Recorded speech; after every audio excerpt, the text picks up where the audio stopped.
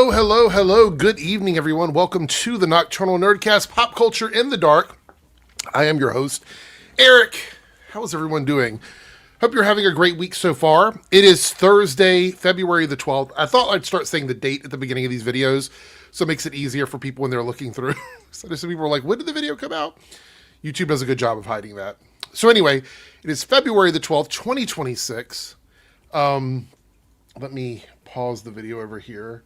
It's distracting me. There we go. We're just hanging out tonight. Good to see some people in the chat. Everybody that's here. We have a couple of channel members in the house to give them some shout outs. We got Harrison James here and the Maestro's here. So there we go. Good to see you guys. Good to see Marvel fan Dalton. Key Blade Master Jeffrey, Fetman Plays. Chris is here. Jaybird is in the building. Good to see you. Joshua's here. Good to have everybody here. What's up, Naruto? Good to see you as well. So some of the topics we have tonight, we're going to be talking about Spider-Man Noir. We have a trailer to watch. I'm going to get some feedback from you guys. I'm going to give my thoughts and opinions on it. There's a black and white and a color version. We're probably going to look at the black and white version because I hear that's the optimal way to view the trailer.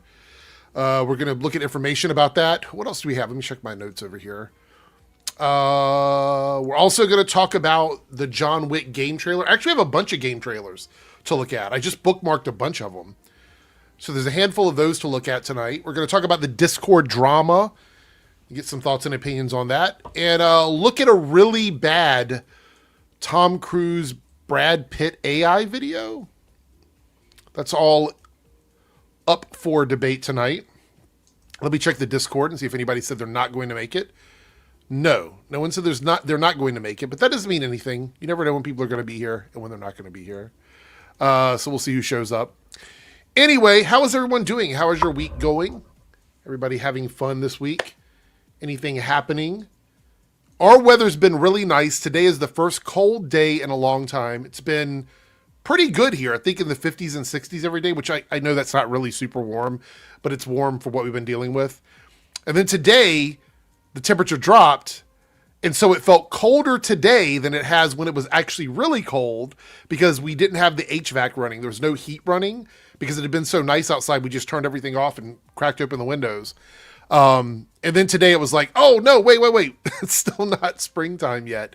And so we had to deal with the cold weather. I walked in the kitchen to make food and it felt like I was inside a fucking igloo. It was pretty crazy. But yeah, I hope everybody's having a good week. Hope everything's nice where everyone is. I don't know. What should we get into first? Let me look and see if I've got anything we can chat about. Where is it at here? Bookmarks. Let's see. What do we got? Oh, I saw this. Let's talk about this for a second. So I thought this was really interesting.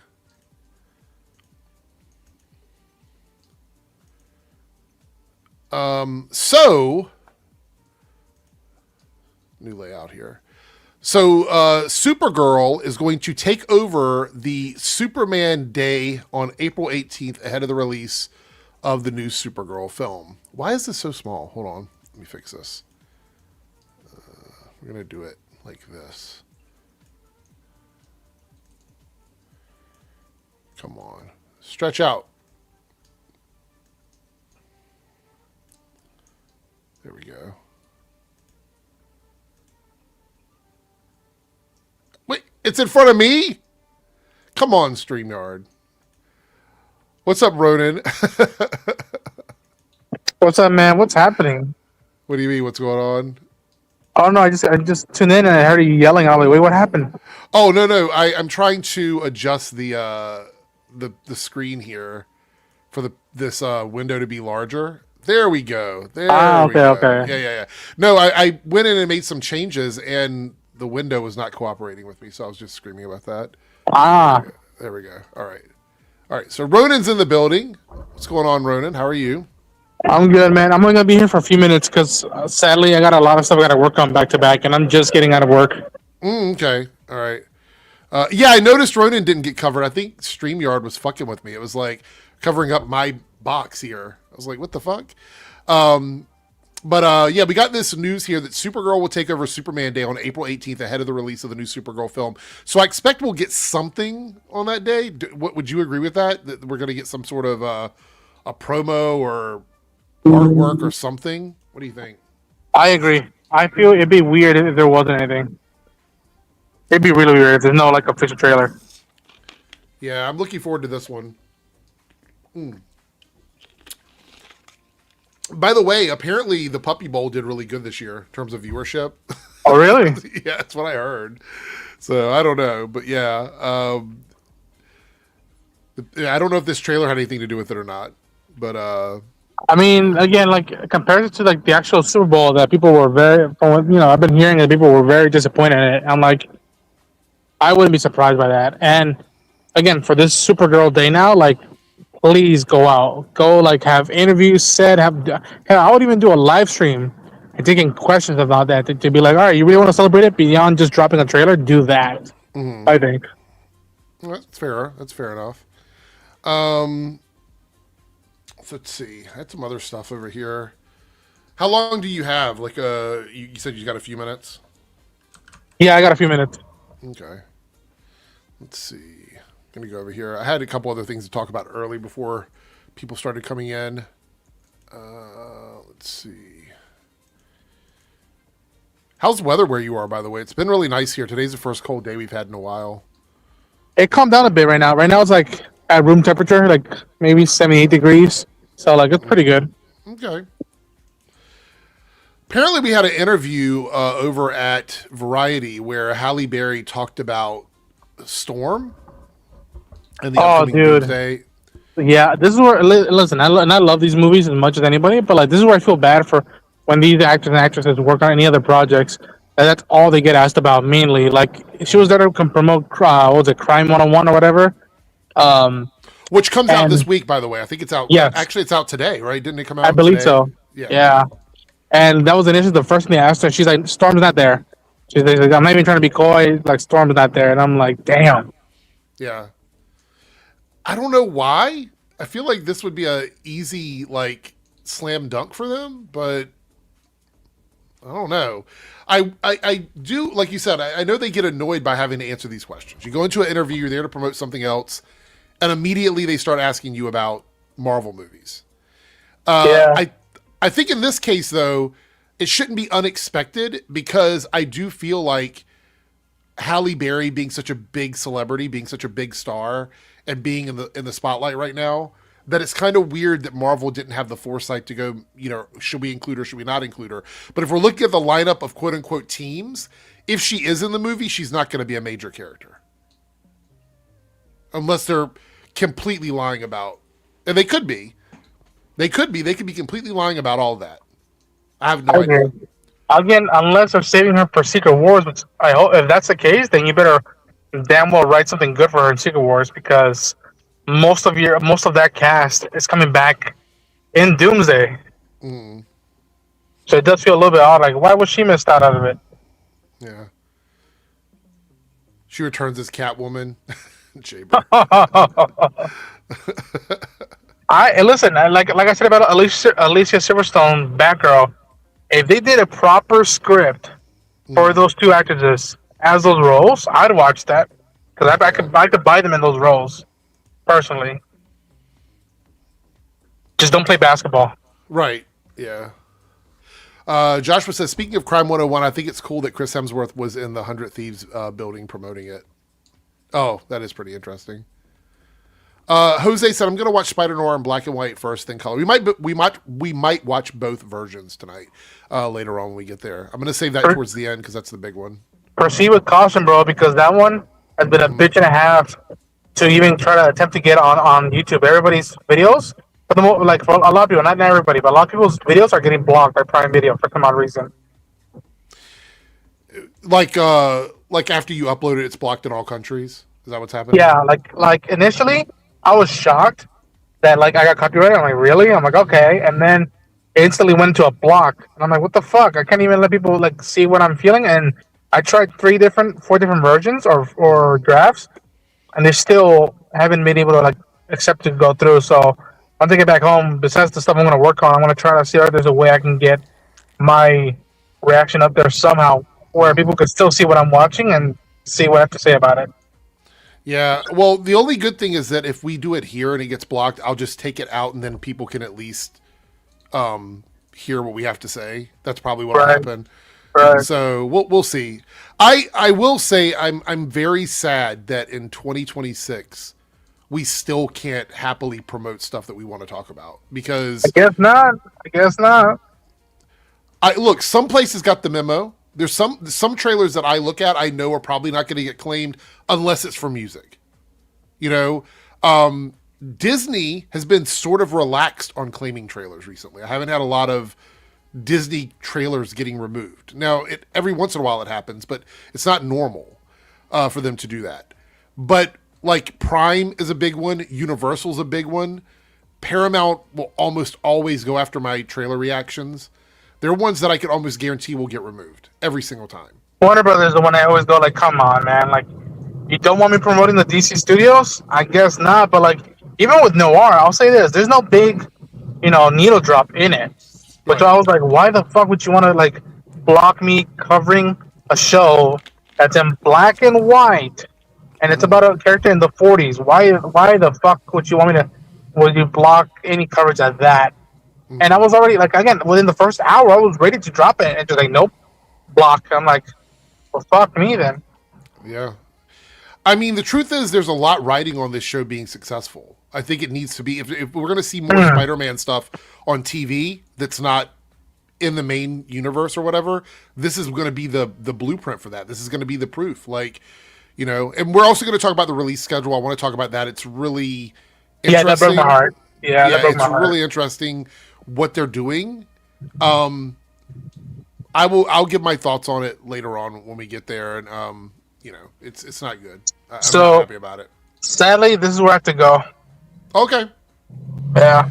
Well, it's good to have you on for 10 minutes. so Sorry, thank you for being here. Yeah, it's no problem. Yeah. Take care. Have a good night, man. Guys, check out his channel. Check out his channel. So, all right, here we are. We've got the next thing I want to talk about is Skeleton Crew Season 2 has been listed as in development by Production Weekly. Now, we talked about this a little bit during the show. Might have been last stream or the stream before that. This was one of my favorite Star Wars projects that came out on Disney+. It's one of my favorite ones. I'm so happy it's getting a Season 2. I can't wait to follow these characters. It was a fun story in the Star Wars universe. I really, really, really hope that this is a real thing. I see Cody in the chat says, I don't trust this. I don't know. I hope it's a real thing. If this is happening, this is 100% great for me. I don't know about you guys, but out of all of the Star Wars stuff that we got, Skeleton Crew was one of my favorites. It was, let's see here. Hold on, why am I getting background noise? So Short Car says Production Weekly is very hit and miss. That's why I'm kind of like, is it real? Is it not? Not totally sure. Big Fieldy says, I'm only one who wanted to see another season of Acolyte. No, I did too.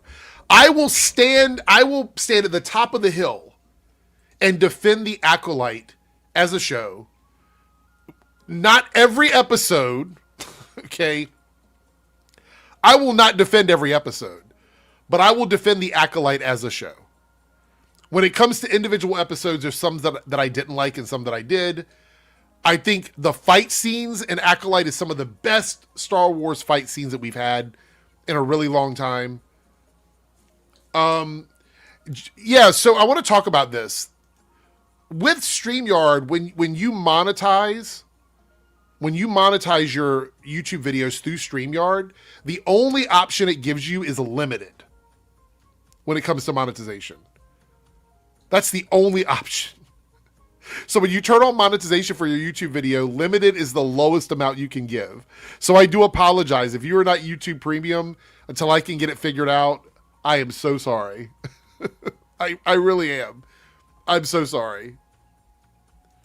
Yeah, I don't know. Dalton says, I'll stand on the hill with you. Harrison says, Big Fieldy, me too.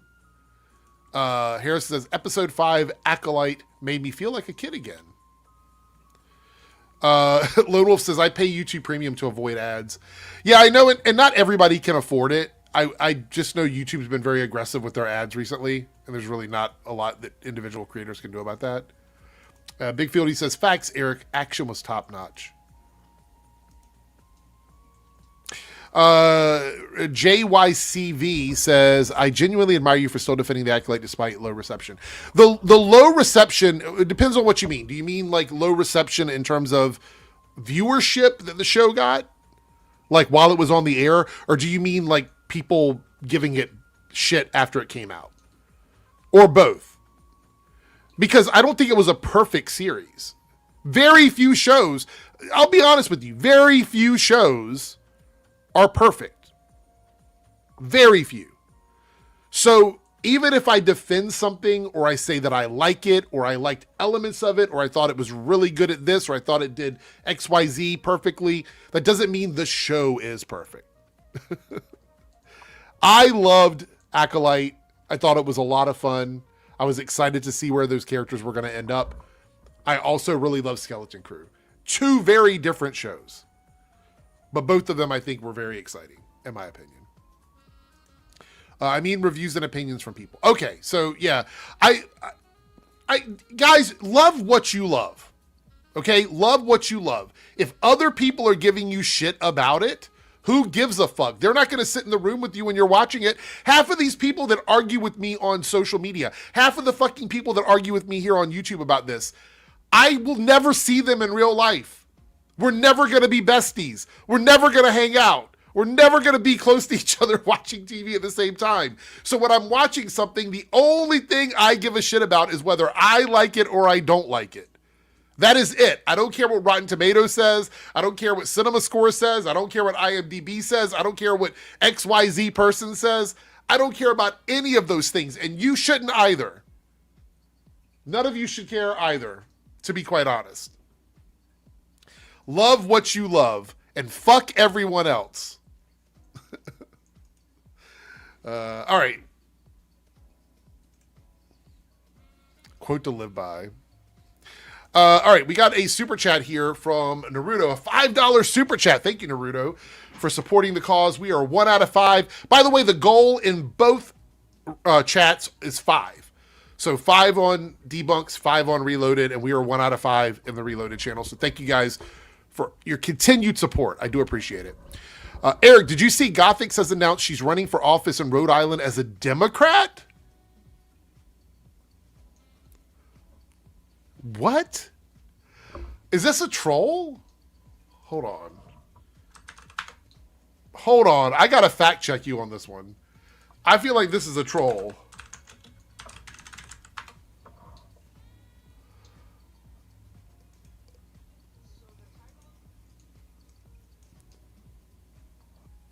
How many people in here are familiar with Gothix? How many people in the chat? I just want to do like a little share of hands or show of hands. Are you guys familiar with Gothix, gaming content creator associated with Ripaverse? I made a video about her a couple years back now. Is anybody familiar with her? Yes. So Gothix worked for Eric July. I'm guessing if she's running for office, she will not be. You can't really do that. You know what I mean? Like I can't imagine somebody running for office that has time to make advertising clips for somebody else. I don't know. But I see the video, Naruto. I see it. So it is true. It is true. All right. Well, that's interesting.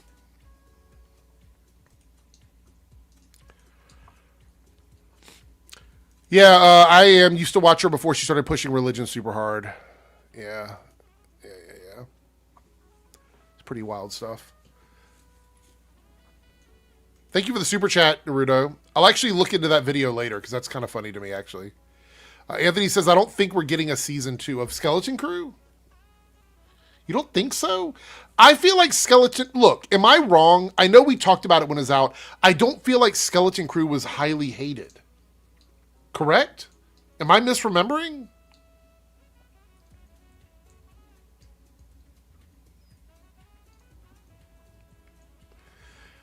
I feel like I might be misremembering that.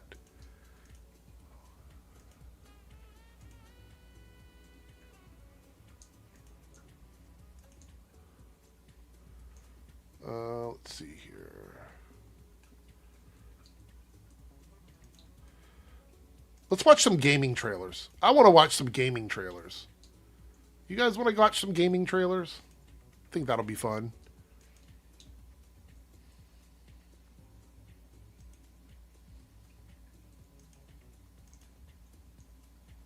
Do this. Yeah, State of Play. I forgot it was happening. I actually remember when I went live for the Game Awards. If I knew State of Play was happening today, I don't know how I forgot about it. If I knew, I actually would have gone and watched it with everybody else. I would have totally turned it on and watched it with her. I fucking forgot about it. So, all right, the trailer we're going to watch, the first one we're going to watch is, I believe, is it Silent Hill? I think it's Silent Hill. Let's see. Simon,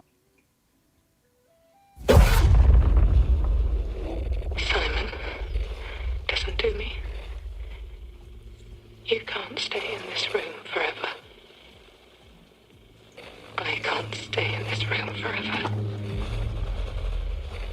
I know this is going to be hard.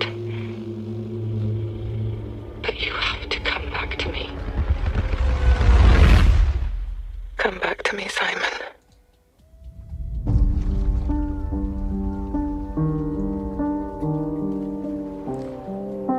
Does anybody know where chronologically this game takes place? Like where it is in the timeline? Is it chronologically the newest in the series, or is this like a prequel or somewhere in the middle? Oh, it's where Simon ended up? Okay. All right. Let's see here. We'll do that. And we have Joe. Joe's in the back room here. What's up, Joe? Hey. Let's switch this over to this here. There we go. Where's Jake? I don't know. Honestly, if nobody says anything in the mod chat, the link is always there. So if they're not here, they're just not here. I don't always know why people aren't available when they are. But sometimes Jake shows up very, very late. So we'll see. And Ronan had to go. So there's that. I'm just watching some trailers. What are you up to? I don't know. I'm groggy. Oh, did you just wake up? Yeah, I fell asleep in my chair again and just woke up. Wow. All right. Well, maybe these trailers will wake you up a little bit. We got some games and movie trailers. I know you're not a big gamer, but these are very story-heavy games, so you can at least try and follow along, I guess, with that. But this is Silent Hill. Which, by the way, have you seen the Silent Hill movies? I saw the first one. Okay. So you are somewhat familiar with the franchise then? Just Yeah. yeah. Okay.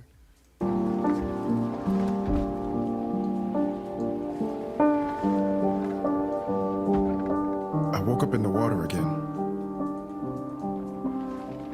But this time it's different. Oh, Santa Amelia. This looks beautiful.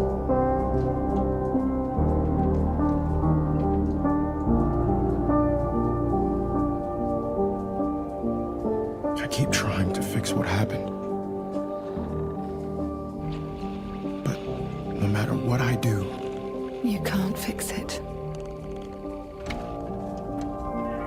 It doesn't let us change things.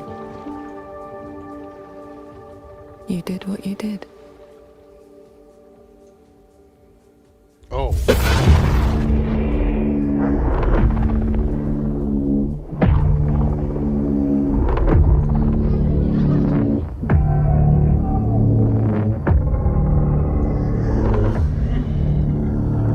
I will say the one thing that gaming has done recently that I think has helped the experience a bit more is lighting. And people don't realize in movies, lighting is extremely important. I don't want to say people don't realize.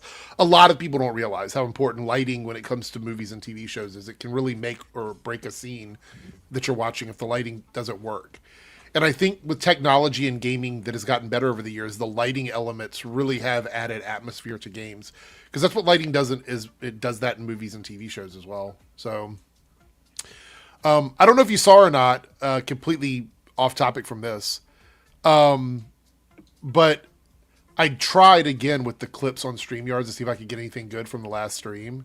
And the only clip that was good was your clip explaining the Muppets and Sesame Street. It's the only one. So I used that one. I was like, this is the only one that is even worth anything to use, which I thought was funny.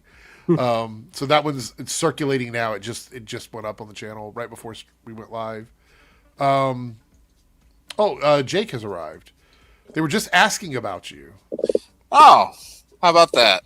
They wanted to know where you were, and I said, I don't know. If people don't tell me where they are, I don't know where they are. So, and not everybody has to be here. There's no requirement. So, but also, if I don't tell someone where I am, then that just adds more mystery to it. It does, absolutely.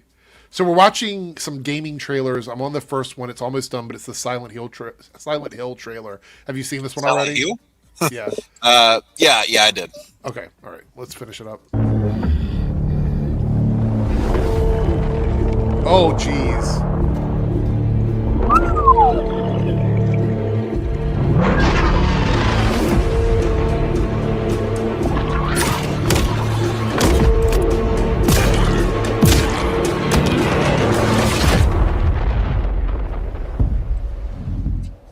Wow. Coming 2026. Does anybody know what quarter this is coming out? Obviously not the one we're in right now. I think it's around October. That's not bad. Let's see what else we got here.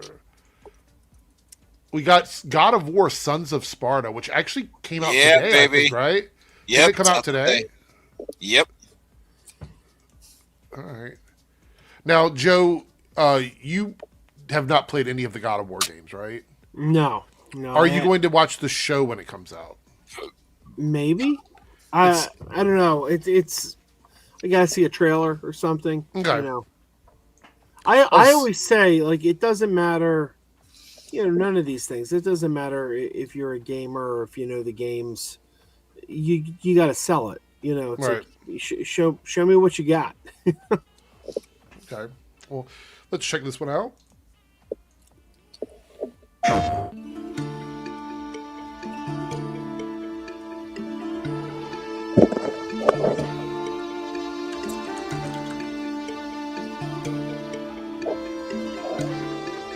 Before I was a father.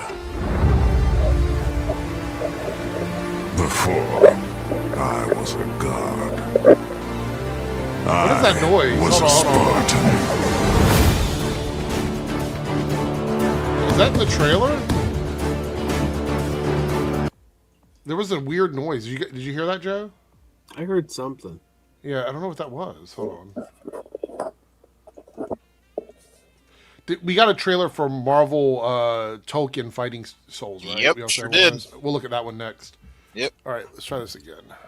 My peeps got some representation. Oh. What is going on with this? There we go.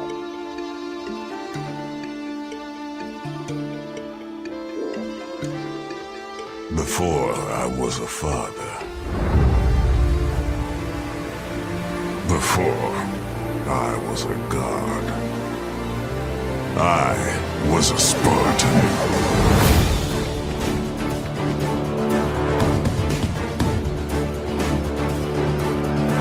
Spartans!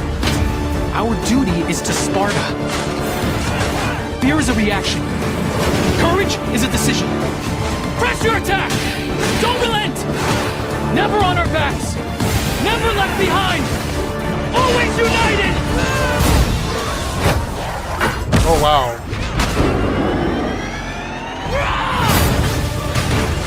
This is so old school. I really love this. I Yeah. haven't played a platformer in a while, and that's what this looks like. It's like is it considered a platformer or no? 2D platformer. Yeah. Yeah, I would say that's what I was just looking at. I didn't know if they had a new classification for this or not. Legendary saga of gods and monsters, of tragedies and triumphs, of destruction and redemption begins here. Heroes, be ready for Sparta!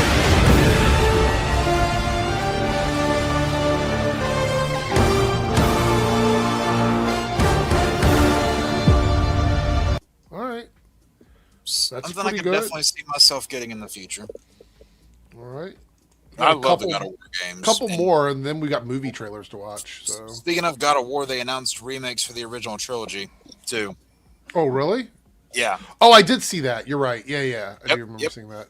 So, let's see. You got the Silent Hill, Gods of War. If anybody's watching this on playback and you notice missing trailers, it's probably because they got claimed for one reason or another. Yeah. So if all of a sudden we're talking about something and then you see a jump cut to us talking about something else, that's why. yeah, just a heads up if you're watching this on playback. You got to be here when we're live. That's just the reality of it. You got to come in when the stream is live.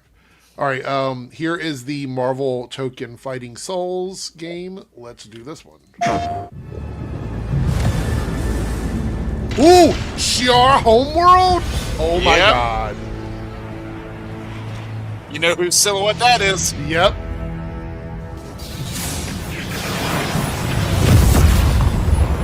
The air trembles. Mother Earth herself senses the coming battle.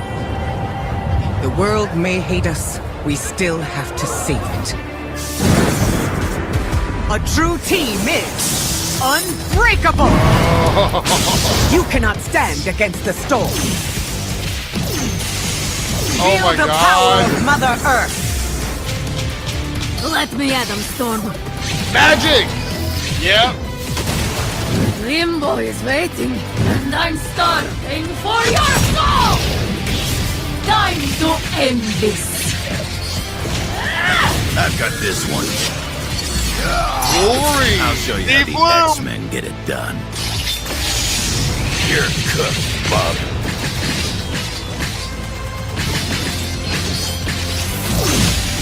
Initiating attack.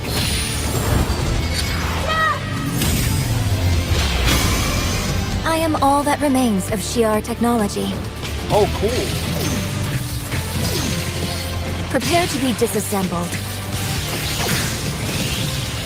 Oh Surrender my to god. avoid further danger. Let's finish this. There's Angel in the background. Yeah. We are stronger! Together!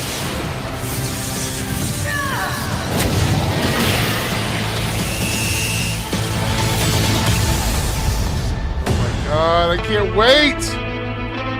It's so far away. So far away. August. Jeez. Yeah. And All right. and then look at that costume selection they have down there at the bottom. Yeah, let's go back over here. Look at that. Iron Man and Captain America and their classic, Supreme, Doom, Insomniac Spider-Man. They got the punk rock Storm. Hell yeah. Yeah. There's Oh, also yeah. animated chromatic color unlocks. Yep. See, Pretty like, cool. that's the kind of shit you can do to give your game a little bit of flavor. You don't need to go overboard and add a bunch of, like, unnecessary quirks that no one's ever going to use. Yeah. And this is, like, the next best thing that we're probably going to get for a while when it comes to another quote-unquote Marvel Capcom style game. Because it sucks that next year it'll have been 10 years since the last installment, and the last installment sucked. So Yeah. we really need another proper one. Yeah. All right, so we have one more gaming trailer to look at, and that is Star Wars Galactic Racer. Hey guys, I'm gonna take off. I kind of when I joined the stream, I underestimated just how tired I was. Like, Okay. as I'm sitting here, I'm feeling it and going, "Oh yeah." All right, we'll go get some rest. And guys, check out Crazy Joe's channel, as always. See you later. All right, so this is the Star Wars Galactic Racer. This might end up being a 2-man show tonight. Maybe. We'll see. If it is a 2-man show, we can't do the bonus stuff. Well, we could still do one of them, I guess, if we want to. Yeah. I don't mind doing that. There's no point in doing a spinning wheel if it's just the two of us, but yeah, there we go. I mean, all right. Might as well just flip a coin. Yeah. Okay, so this one I haven't seen. Have you seen this one yet? The Galactic Racer trailer? Yes. Okay. I've been looking forward to this one, and I purposely just bookmarked it because I knew that I would be streaming tonight, and I was like, I want to watch this with everybody. Yeah, I didn't have the chance to do like individual reactions for this, but I have some shorts coming out talking about this stuff. So okay, so let's see. I don't know what this is going to look like. I'm assuming we'll see some gameplay in this because this is the one that they want to like really promo. So, there is a John Wick trailer. I forgot about that one. Yeah. Yep. The John Wick trailer I was going to save for later though because I feel like we're going to talk about that bigger. But actually, you know what? We'll watch it after this. We'll do all the gaming trailers together. Here we go. Our newest racer has arrived! Welcome to the Galactic League! Since you're here, why not take part in a friendly exhibition race?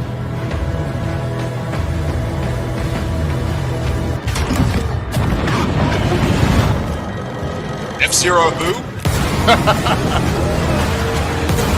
Oh, this looks so good. I was waiting to see more gameplay. Oh, this look. Alright. That's Tatooine?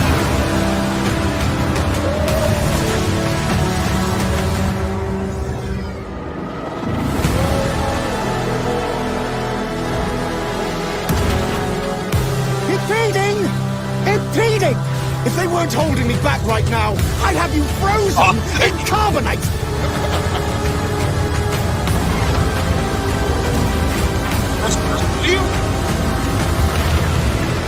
Oh my god.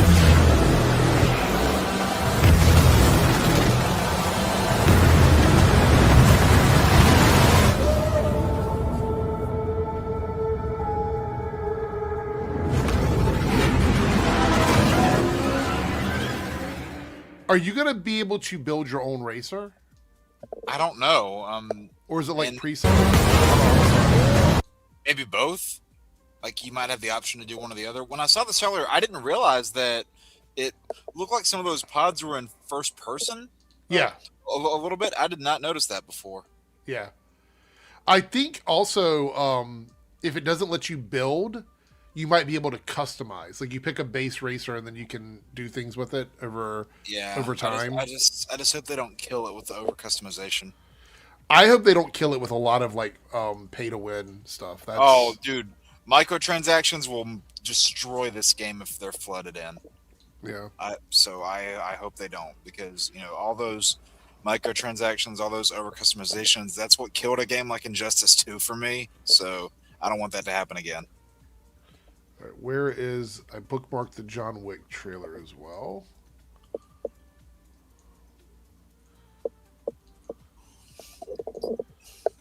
Here it is.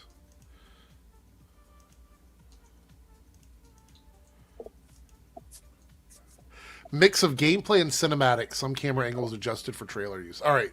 So I haven't seen this at all. Zero. I've seen a screenshot of Keanu Reeves. That's it. So let's check this out.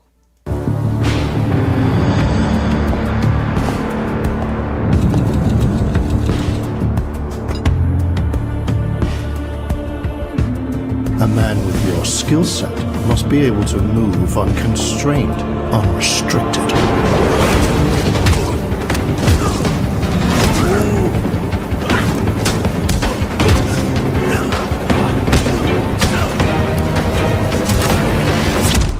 He must be versatile, capable, adaptable.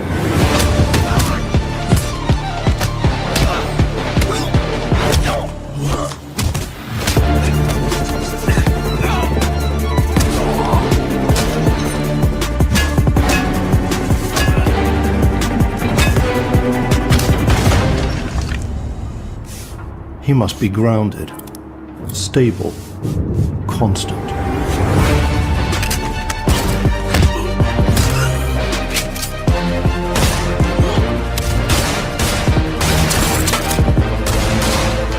I will be honest, this is a remix of a song that's probably copyrighted, so... Yeah, I was going to say, I recognize this music. Yeah, I wouldn't be surprised if it gets claimed. I do apologize if anybody's watching this on playback and it's gone. It's my bad. Actually, not my bad. They're bad. I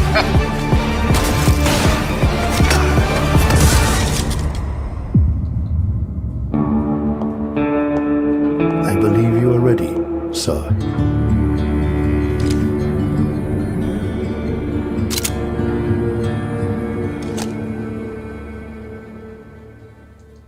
Yeah.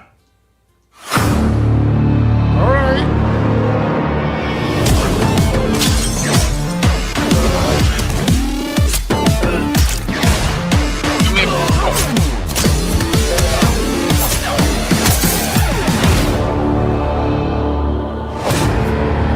Oh, no pencil takedowns? No. So yeah, I wonder if they're gonna have anything like that in here. It looks like you're gonna be able to grab objects around you too, which I think is actually kind of cool. Yeah, that and the fact that there are still games coming out that don't have that is a little mind blowing because like you should be able to interact with all your environment, you would think, but right. Sadly, even still in 2025, 2026, a lot of modern games restrict you in that aspect. It's unfortunate. Let's see here.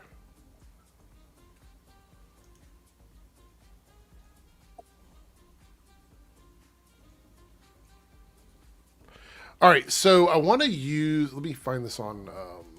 Let's see. I want to talk about an article that came out, but first, I want to know in the chat: are you guys excited about any of those games? Which one are you the most excited about? I have to say the two that probably have the most excited. God, it's tough because they're all really good. Probably the Marvel fighting game and probably Galactic Racer. I think those are the two that I'm the most excited about. I'm gonna say the Marvel one and God of War. Okay, those are my answers. All right. People saying John Wick, Token for sure, Racer. They show anything for Wolverine? Wolverine was in the Marvel trailer. But not the Wolverine game. I know what you're right, not the Wolverine game. Yeah, and Insomniac came out and said that it'll be in not till the spring until something comes out for that game. So I didn't expect anything going into it because they said that it wouldn't be. Yeah, no, it's Marvel Tolkien Fighting Souls is the full title of the game. Sorry. Yeah, it's just a lot to say. I try to shorten it down. The gameplay looked incredible in that one. Like that's why I'm really excited for it because I just love the way it looks. Yeah. I mean, it makes it feel like you're playing classic MVC again. Yes. Yeah. All right. Wolverine was so one of my mains in that, by the way. Oh yeah. I was mean with Wolverine. By the way, Jake, if you want to drop some options for poll things in the private chat, we can do that because we are 1 out of 5 in the Reloaded chat, and we are 0 out of 5 in the Debunks chat. If you guys do want to participate to the stream through super chats, it will contribute to the goal, and then we will, for anybody that's new here, if we reach the goal, I decide, you guys get to decide in the poll what we do with that goal. So it's entirely guys, YouTube is killing this channel. Animated same as Rivals. I don't know if it's the same as Rivals. It looks more akin to like Guilty Gear. Yeah, it's a little bit of a departure from Rivals because in this things are a lot more cell shaded. Whereas in Rivals, there was some cell shadedness there. Try saying that 5 times fast, but not as much. Yeah. All right. So, well, we just looked at the trailer, Superior. We did all the gaming trailers that we looked at, or that came out today, the ones that I wanted to look at. All right. So we need to talk about this little clip that's been circulating around the internet. And then we're going to look at like the reaction from the studios on this one because I think it's really important. So right now there is a AI service called C Dance 2.0. And it is the same company that owns the Chinese TikTok ByteDance are the ones that are letting people use this. Before we even watch this clip, I want to say I don't think that any of this is still at the level it needs to be to make like a full-fledged cinematic film. I don't think any of this is ready to replace Hollywood. I know a lot of people are saying that. I don't think that's the case. I actually have my own theory about this in a bit once we go through all this. But this clip is Brad Pitt and Tom Cruise, and it's a very short 15-second clip of them fighting. And if you actually look at this from the standpoint of how a film is supposed to look and what directors do, what cinematographers do, it isn't very exciting. It's a very basic clip. Now, I know there's some that are better than this, but this is the one that everybody is really talking about. So let's watch the clip, and then I want to get your take on it, Jake, and people in the chat can also sound off on it. Have you seen this already, by the way? No, I have not. Okay, here it goes.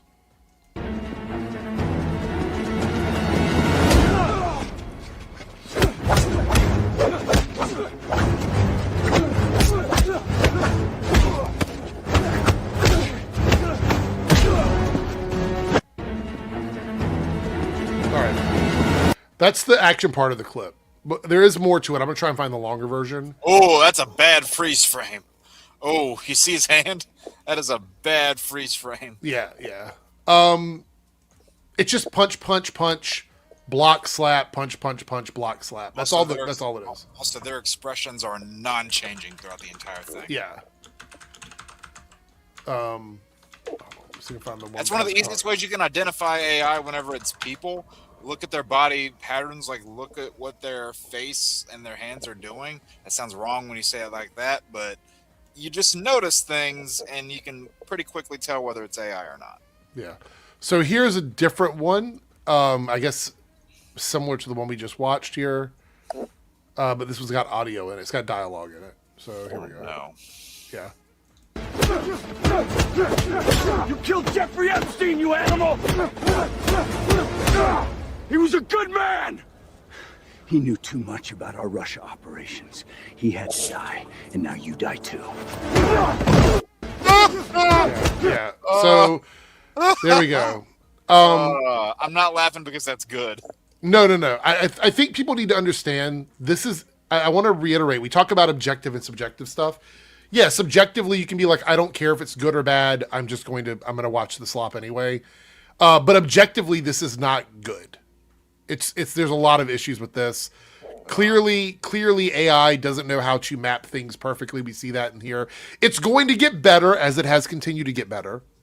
And if you want to make clips for YouTube, or you want to make clips for Facebook, or you want to do something for your friends or whatever, it'll probably be fine for that. It's still a long way out from anything being used to make a 2 hour or 2 hour and 30 minute movie, right? I was going to say 2 hours, 30 cents. That's 30 a cheap cents, movie. right? Cheap movie. Cheap movie. $2.30. Man, that would be like 50 cents plus 4 Nickelback appearances. I think we're going to reach it. It's okay. That's all right. I think so. I'm going to give you guys my theory on this, and this is based on where we're heading. At a certain point, there's not going to be any more art for this AI to consume to make these things. So we're going to start seeing repeated stuff, repeated patterns, repeated things in them, because there's just not a lot for it to pull from once it's absorbed a large amount of this art from different sources. So what'll happen is it'll start feeding its own AI into itself. Now, if you want to test this out, you go into any AI service that does images or videos, and you keep using the same clip over and over and over again to train the next clip, and eventually it looks like shit. Because AI feeding off of AI will eventually lead you to nothing. It doesn't know what it's doing when you keep doing that for the same reason over and over and over again. Like, it just doesn't understand what it's doing. Because whenever you set it for a certain purpose, it's set on autopilot to do a specified something, and then when you try to adapt it to do the next thing, it's already so used to doing the previous thing that by the time it gets to the next thing, it's going to crumble. So I have a theory that eventually we will see a ceiling for AI because it's just not going to be able to expand on AI right now. I need people to understand this. It is not actually AI. It is a very sophisticated aggregator of other people's work. That's what it is. That's why we're seeing Brad Pitt and Tom Cruise here, because AI has been able to map enough movies and dialogue from the two of them to make this model. If it were making real people, it wouldn't know that. And even the aggregated faces that it uses to make people like Tilly Norwood, it's still an amalgamation of other content that is pulled from other places. AI doesn't actually make things themselves. That's why it's not truly an artificial intelligence. They just don't have another name for it, so they call it AI. Will it eventually get to like a version of AI? Maybe eventually, but we don't have the processing power for that at the moment. It requires too much processing power to get there. Now, the reason why I'm bringing this up is because MPA calls on TikTok owner ByteDance to curb new AI model that created Tom Cruise versus Brad Pitt deepfake. The reason why is because this isn't the only one. If you go around now, you will see tons of these clips of people who should not, like actors. Like you can make an actor say anything that you want them to say, like they did in this clip about the Epstein stuff. That is dangerous. Yep.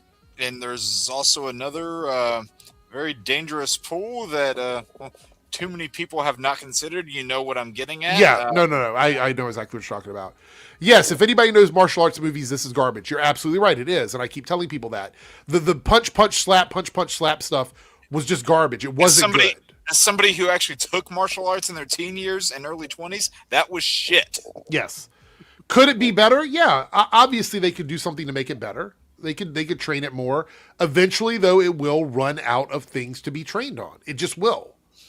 All right, so let's read this article here. It says here, studios are calling on the Chinese owner of TikTok, ByteDance, to cease the use of copyrighted works in a new AI model, which has drawn attention for a Brad Pitt versus Tom Cruise deepfake. Charles Rivkin, the chairman and CEO of the MPA, said in a statement, in a single day, the Chinese AI service Cdance 2.0 has engaged in unauthorized use of U.S. copyrighted works on a massive scale by launching a service that operates without meaningful safeguards against copyright infringement. ByteDance has disregarded well-established copyright law that protects the rights of creators and underpins millions of American jobs. ByteDance should immediately cease its infringing activity. It's going to be really hard. Yeah. Really, really hard to enforce this. So what is going to have to happen is Cdance 2.0 will probably become impossible to use inside the United States. Likely. That's just the reality of it. Because if you can make an entire movie with Tom Cruise through like short 15-second clips, that's essentially a copyright infringement of other people's work. Yeah. And that's not even the kind of thing, and you might think this is a tenuous example, but I've seen it. That's not even the kind of thing you would use as like say you're somebody that's applying to a film college. You would not do that sort of thing as proof of concept. That's just lazy and it's unethical. Yeah.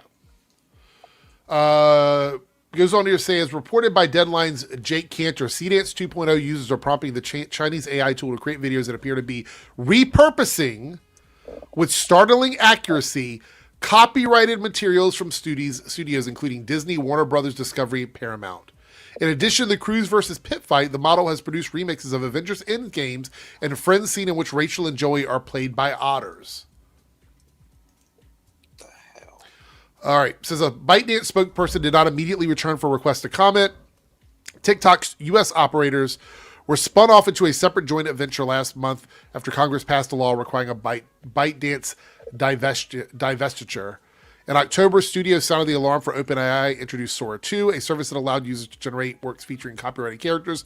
OpenAI put new restrictions on the service, but you guess who doesn't have to do that? China. China doesn't have to do that. And because of our very intelligent, and by intelligent I mean unintelligent, administration, we don't have any power to pressure them anymore because they don't see us as a big trade partner, meaning there's really not a lot that we can do to stop this other than block the usage of it in the United States. And I'm not for censorship, so I would hate that that would be the thing, but we kind of did it already with TikTok in the USA. So here we are. Sea Dance 2.0 is the name of it. I would say you're probably burning up millions of gallons of water trying to create those videos because it's probably very bad for the environment.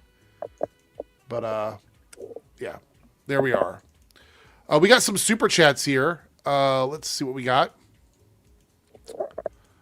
We got South Texas Shark with a $2 super chat. Jason Momoa is cast in the Helldivers movie. Yeah, I saw that. What do you think about that, Jake?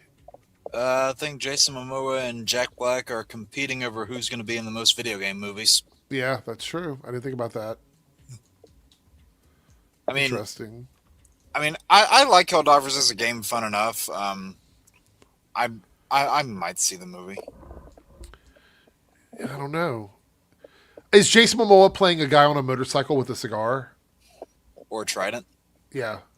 I mean, he was on a motorcycle with a cigar in the Aquaman 2 movie, so... Yeah. So is he doing the same, and he's doing that as Lobo, is he doing that in this too? Is he going to... I mean, it's like getting typecast. I don't know. All right. I just put he could smoke the Trident. Yeah. I just put 5 options in the private chat. Some okay. Ones we've seen before, some we haven't. Okay. Well, we're 3 out of 5, so we might reach that. We still got about an hour to go. I don't know if you're interested in a $5 super chat from Lone Wolf. Thank you, Lone Wolf. I don't know if you're interested in checking it out, but a new trailer for the film Obsession dropped today. Very creepy vibes. I'm intrigued. Have you seen the trailer for Obsession? Not the new one, no. All right, let me see if I can find it here. I mean, it's not like I'm obsessed with it or anything. Bad joke, I know. And here comes Chris in with his comment to say, God damn it, Jake. All right, let's see. So it comes out May 15th. Oh, so right around Lego Batman's time. Yeah. Yeah, but I don't think this is a big budget movie, to be honest. Probably not. All right. I mean, a lot of films made in that style are typically, pretty cost-efficient movies. All right, let's watch this. Again, if you're watching on playback, there's a lot of trailers in this stream, and it's quite possible that I'll have to get rid of them because that's the way the internet is. So just a heads up. We're also going to watch the Spider-Man Noir trailer in just a few. So, Woo! All right, here we go. Upset. What the fuck is this scene here? It's one of the movies of all time, I guess. What the fuck? All right. That's really creepy. You're right. All right, let me go through and put some of these on the list. So I'm putting up the poll now. 2 more super chats at any tier will allow you guys to choose one of these. If you're new to the stream, that's how it works. All right. Did you already have some options selected? No. Okay.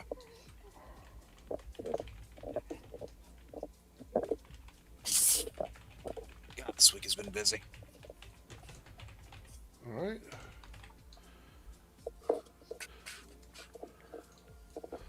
All right.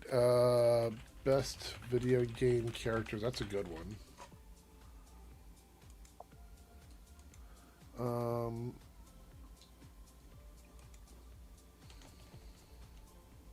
Yeah, I mean, I think it's always fun whenever we do the video game ones. Yeah.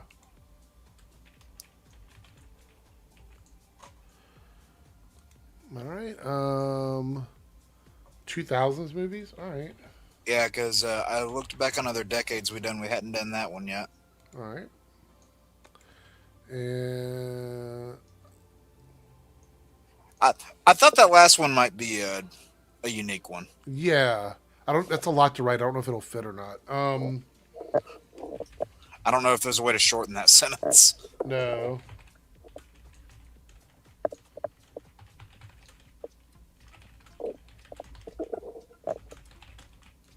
Hey, Lance, get in here. The panel's lonely. All right. So here are your options tonight. These are courtesy of Jake. Oh, damn it, Chris. That's funny. Top 3. We're going to do top 3 on all of them. All right. Because if we have a lot of people, 5 takes too long. Yeah. Comic book castings with wasted potential. Best video game characters. 2000s movies or trilogies where the third one is the best. Those are the options. Yep. So go ahead and vote, and if we reach the goal, we will be doing that.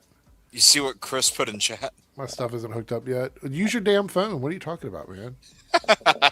So right here, this one. Yeah.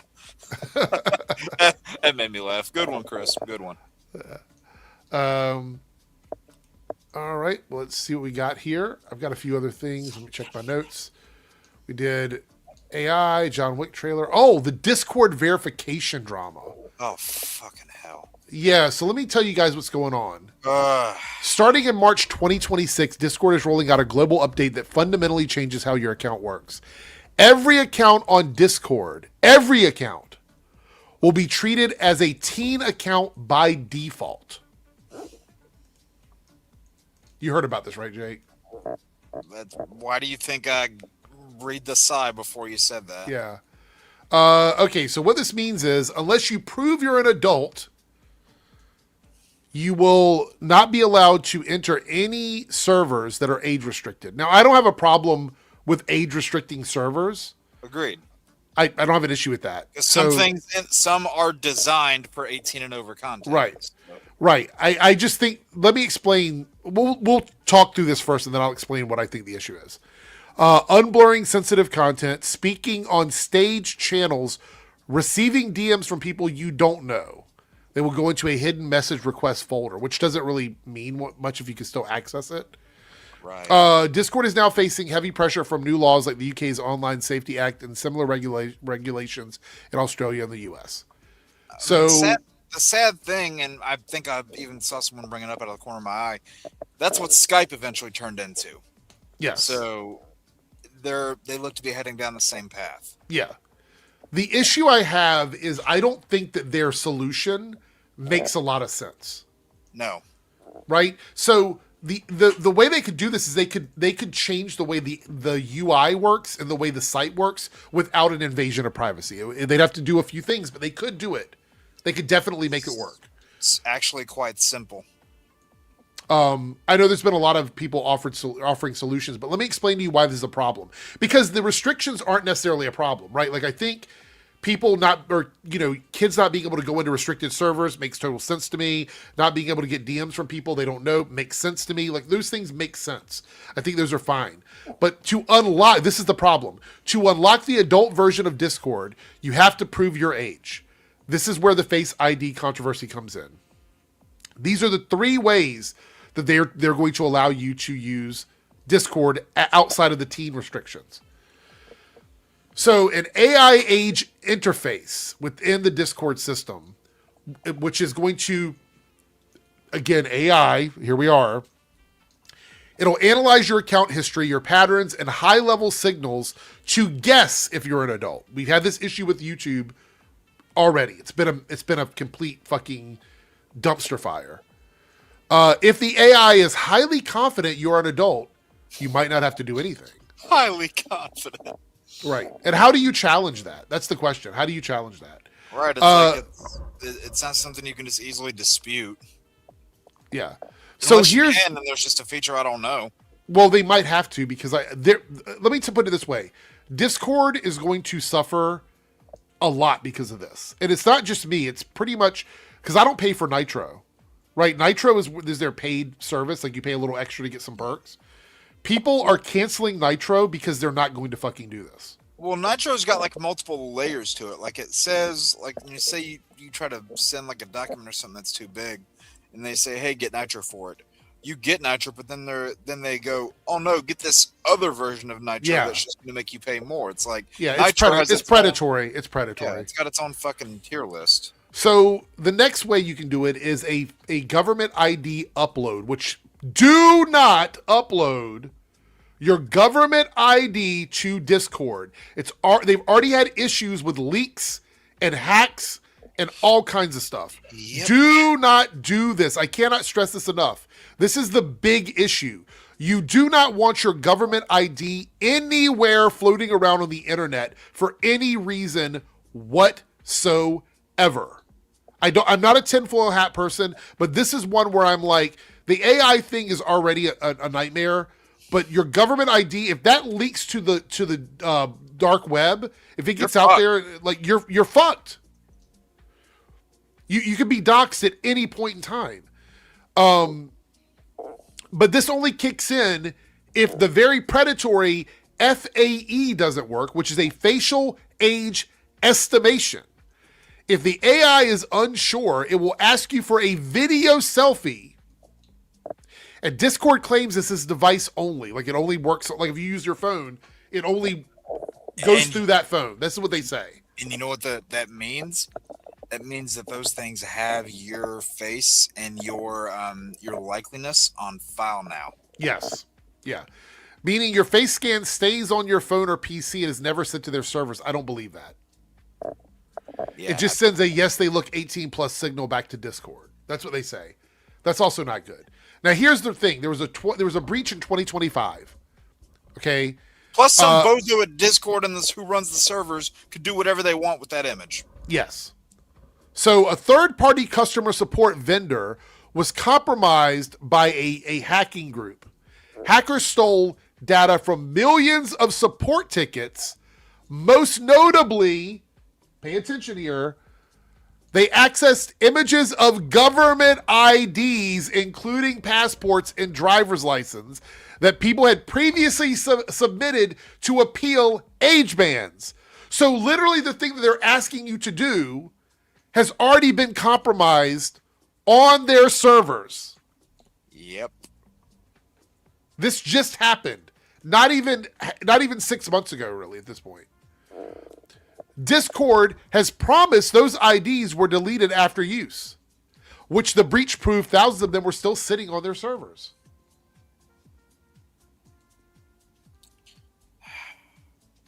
What are we doing here, man? So this is an issue.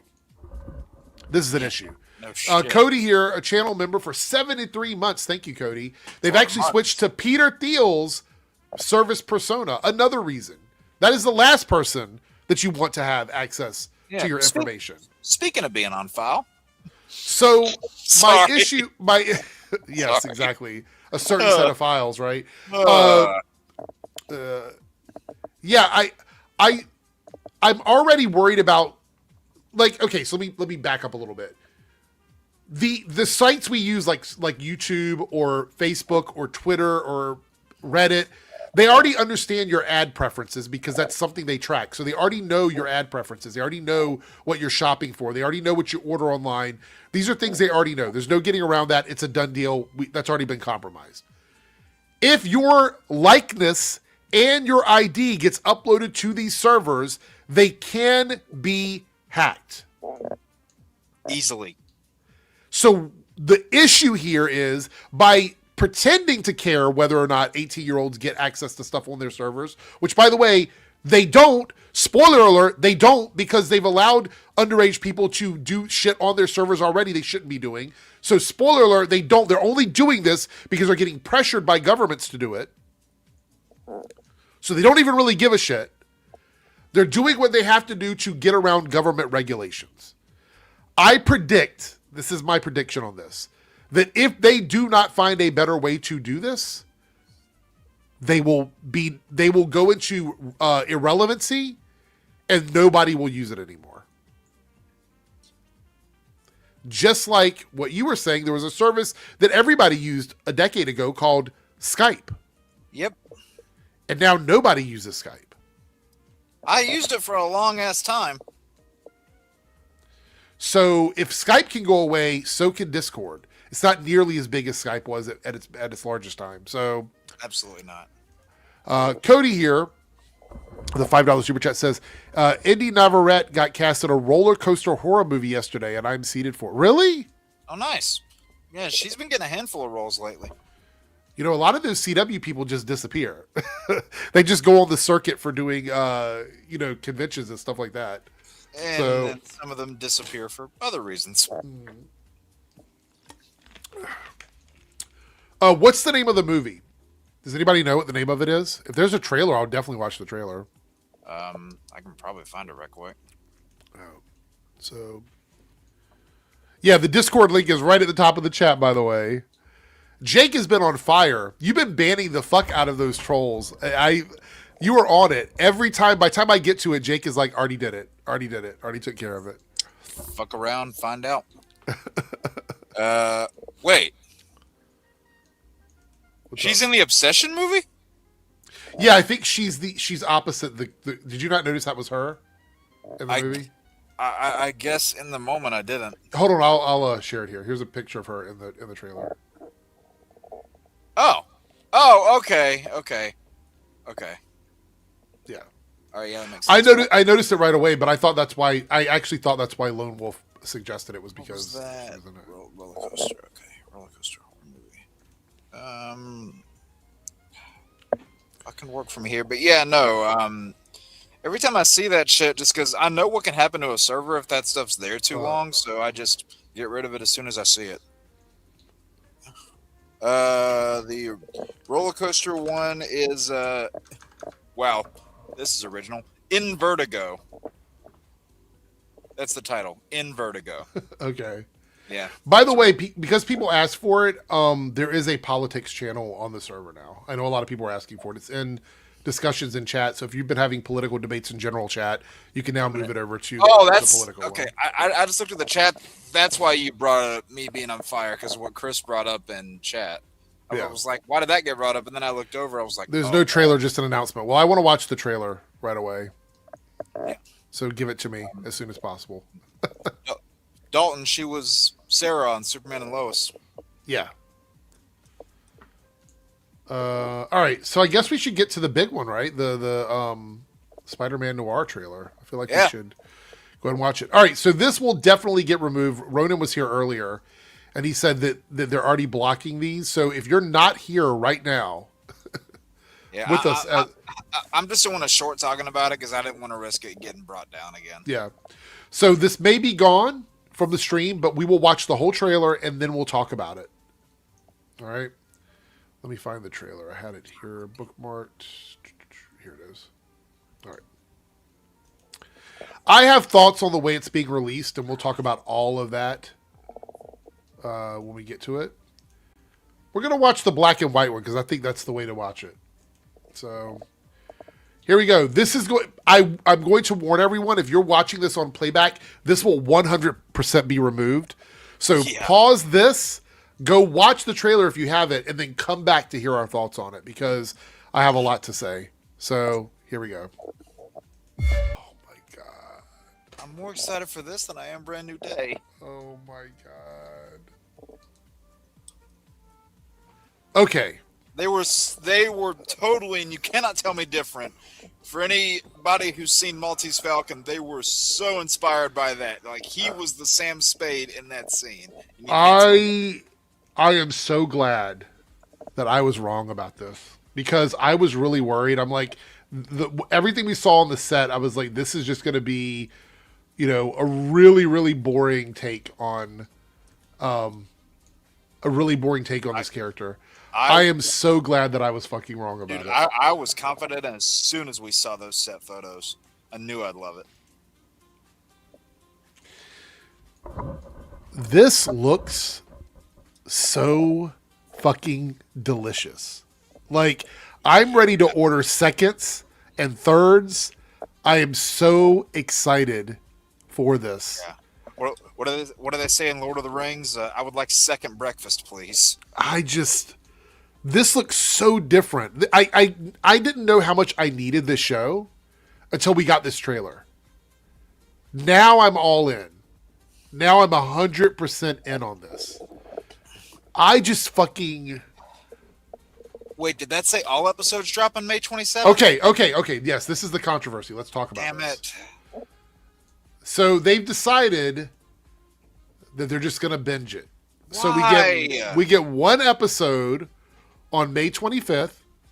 It's an early access with MGM Plus. And then all 8 episodes will release on May 27th on Prime Video as a binge release. Why? Like, this show, like, this would so benefit from that week-to-week water cooler discussion. It would so benefit from that. When it closes Brand New Day, I mean, it would...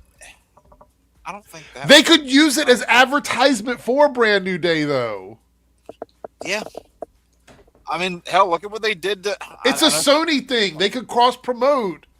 Look at what they did to Venom. They literally had a post-credit scene that was a full scene from Into the Spider-Verse. Look, I'll admit I was wrong about Wonder Man. I think Wonder Man worked better, all the episodes being dropped at once because of the way the show was filmed and the pacing. I think you could have gone week to week somewhere in the middle of the season. But after episode 3, you probably could have done that. I think the first 3 or 4 episodes should have been dropped all at once. Yeah. This show, though, I feel like you've got Nicolas Cage on a TV show playing Spider-Man. Yeah. And the fact that they're using, like, they can't say Peter Parker, they can't say Spider-Man. Not only is that part of the narrative, but they're leaning into the source material to be able to do that, where Ben Reilly is his, PI name. Yes. Love that.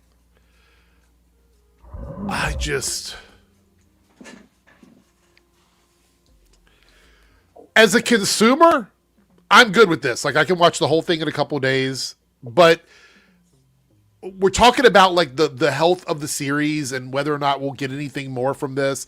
I don't know. Is it announced as a one-off season, or is this going to be a show that could run beyond one season? Do we know about that? We don't know yet. I think it definitely has the potential to go more than one season, just because of everything that's in the Spider-Man Noir world. Yeah. I don't know if you saw, but Tuesday they announced a Sandman casting for this show. I don't know if you saw it. Yeah. So I'm looking up now. I did have all the info in front of me. Yeah, it's the guy from Mayfair Witches. Let's see here. That's the one thing I know the actor from. What, did I really put it all the way down here at the bottom?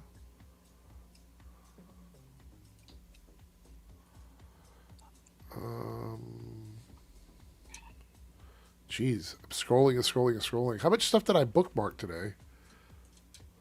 A lot, Eric, I guess. Oh, here we go. You might have had a problem, Eric. Yeah. All right. So this is from yesterday. That's why. 8 episodes long. Can be watched in true hue color and black and white. Follows Spider-Man Noir investigating assassination attempts on the crime boss Silvermane. Versions of popular Spider-Man villains, including Sandman, will appear. And this was before we got the trailer. Yeah. I need to see Vulture in this, man. I need to see Vulture. I need to see Hammerhead. We already saw Felicia. Dude, I'm so fucking excited for this. I just... Look at this. Look. I mean, this is perfection. It's perfect. I couldn't have asked for a more accurate version of Spider-Noir. And mark my words, this is going to be Nicolas Cage's best comic book role ever. Oh, you're right. I didn't think about that.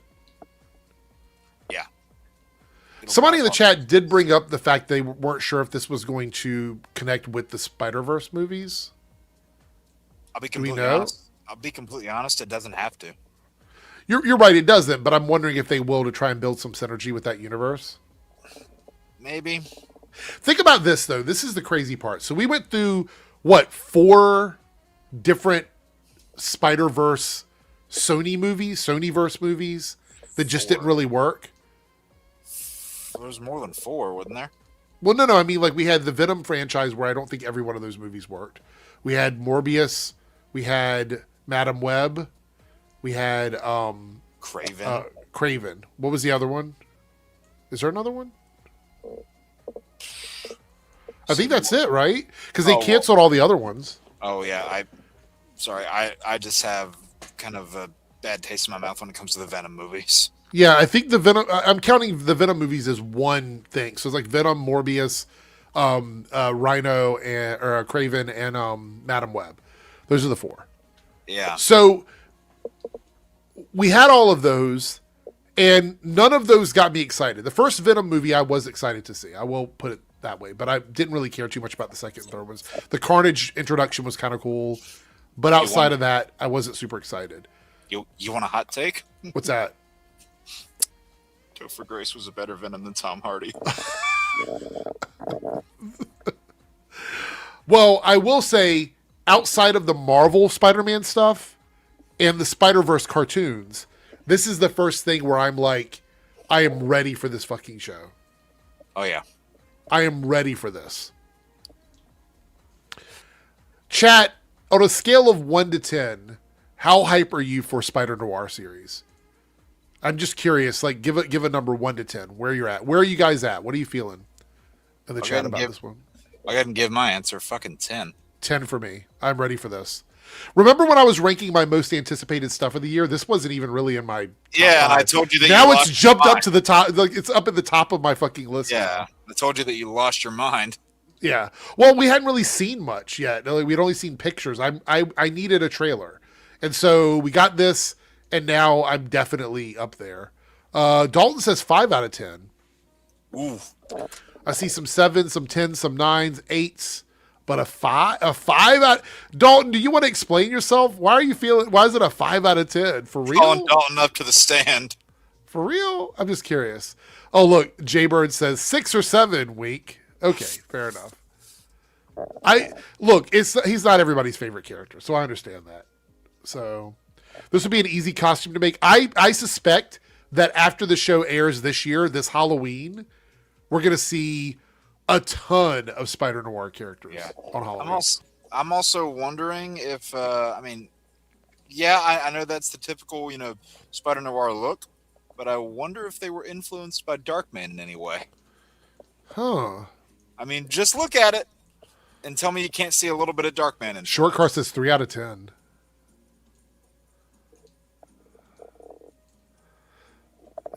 And Dalton says Sony's burned me out so much I just want Brand New Day. Fair enough.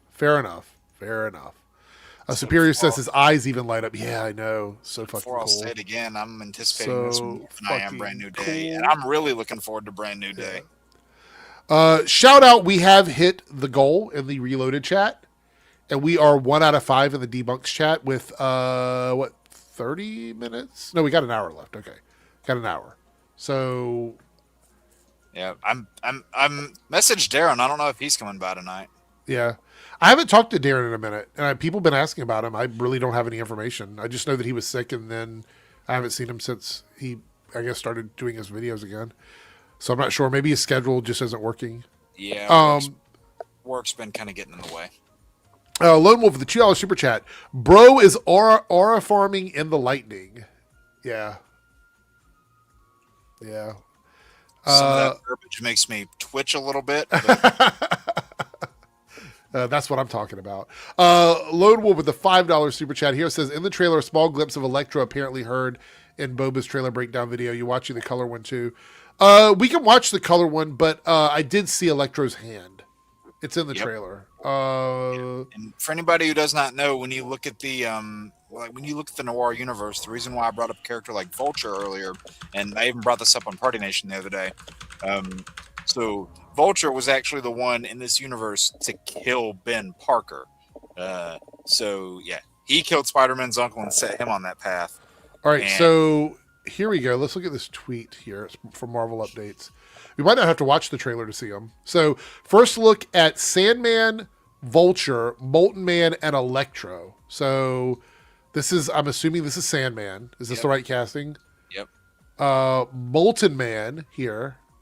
Wait. A legitimate Molten Man this time and not whatever the hell Far From Home did? No, this is Vulture. Apparently this is Vulture. Yeah, see the wings back here? Yeah. You know, when I see it, Molten Man's down there in the bottom left. Yeah, there he goes. And then we have Electro right here. Yeah. But no, like that version of Vulture 2, the one that killed Ben Parker, he was also a cannibal. So they could really go nuts with him in this show if they This is material. Creepy as fuck. Yeah. This is creepy. And like I imagine we're gonna see bosses like, you know, like mob bosses. Oh, they already said Silvermane, but you're probably gonna see people like Hammerhead, Tombstone, Silver Sable. You'll probably see people like them. Right. I imagine. We're getting a lot of characters in an 8-episode season. That's a lot. That's like one per episode, probably. Ted 2 of 25 with a $5 super chat says, I love Nick Cage, but Christopher Daniel Barnes was a great noir Spidey in Shattered Dimensions. He was indeed. That game was just a love letter to Spider-Man fans because they got a Spider-Man alumni to voice each different version. Like you had Christopher Daniel Barnes as Noir, you had Josh Keaton as Ultimate, Neil Patrick Harris as the Amazing Spider-Man, and Dan Gilvezine from Amazing Friends was 2099, and they've all voiced Spider-Man before. So that was kind of a earlier version of No Way Home, if you will. Right. Let's see here. Bringing back all those beloved versions. All right. Thank you for the super chat. I appreciate it. Again, you can vote in the Reloaded chat now for the poll since we hit the goal.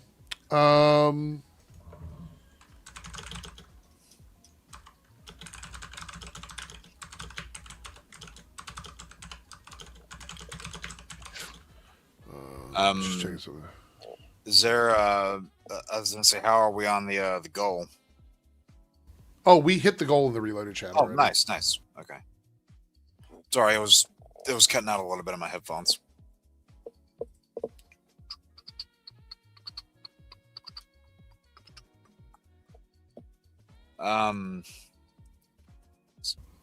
Is Omega around tonight? I don't know. A lot of people are not around, so I'm not sure. I guess it's just not a good night for everybody. Maybe it's relatively very slow tonight. So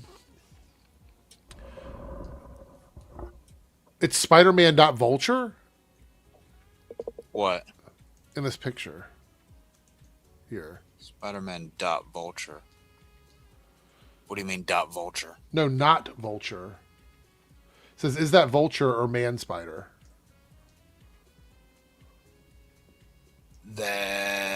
That's a good question. It might be mislabeled according to the trailer. Actually, be Man Spider. Yeah. Yeah, I was gonna say if Vulture, it looks like these could be folded wings back here, but the face was like, oh no, it's very creepy. But Man Spider makes much more sense, to be honest. Fuck. Wow. I don't think have we seen Man Spider in anything since the '90s cartoon? I don't think so. Shit. Oh, was that damn live stream still going? Which one? I just saw you go on Marvel's page and I saw the Doomsday thing in the background. I'm like, is that fucking stream still going? Yeah, it's still on. I wonder if like a random 3 a.m. on a Tuesday they dropped anything in there and just no one has seen it. I just wonder if that's happened. Oh, here's Black Cat. So this is Cat Hardy, Black Cat here. Let's see. Yeah, so she in that she kind of acts as an informant for Spider-Man. They work together, and she has a club called the Black Cat. Right. So yeah, I did one of the pictures show it, or did I don't know. I can't remember if you saw it in the trailer or not, but technically, this will be the first live-action version of Felicia Hardy that we've gotten beyond a cameo in TASM 2. Oh, that's a good point. Because they were gonna have Anne Hathaway play her for the 4th Raimi film, but did not happen. And then hilariously, she went on to play Catwoman. But no, I brought this up to the other night on Lance's stream. I said, I was just thinking about this. They haven't announced the casting for Vulture yet, have they?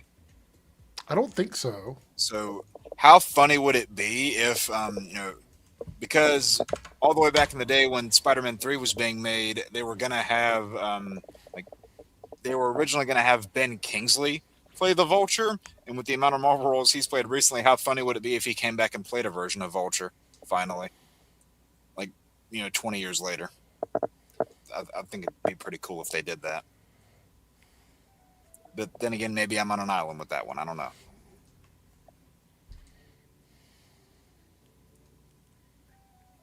All right.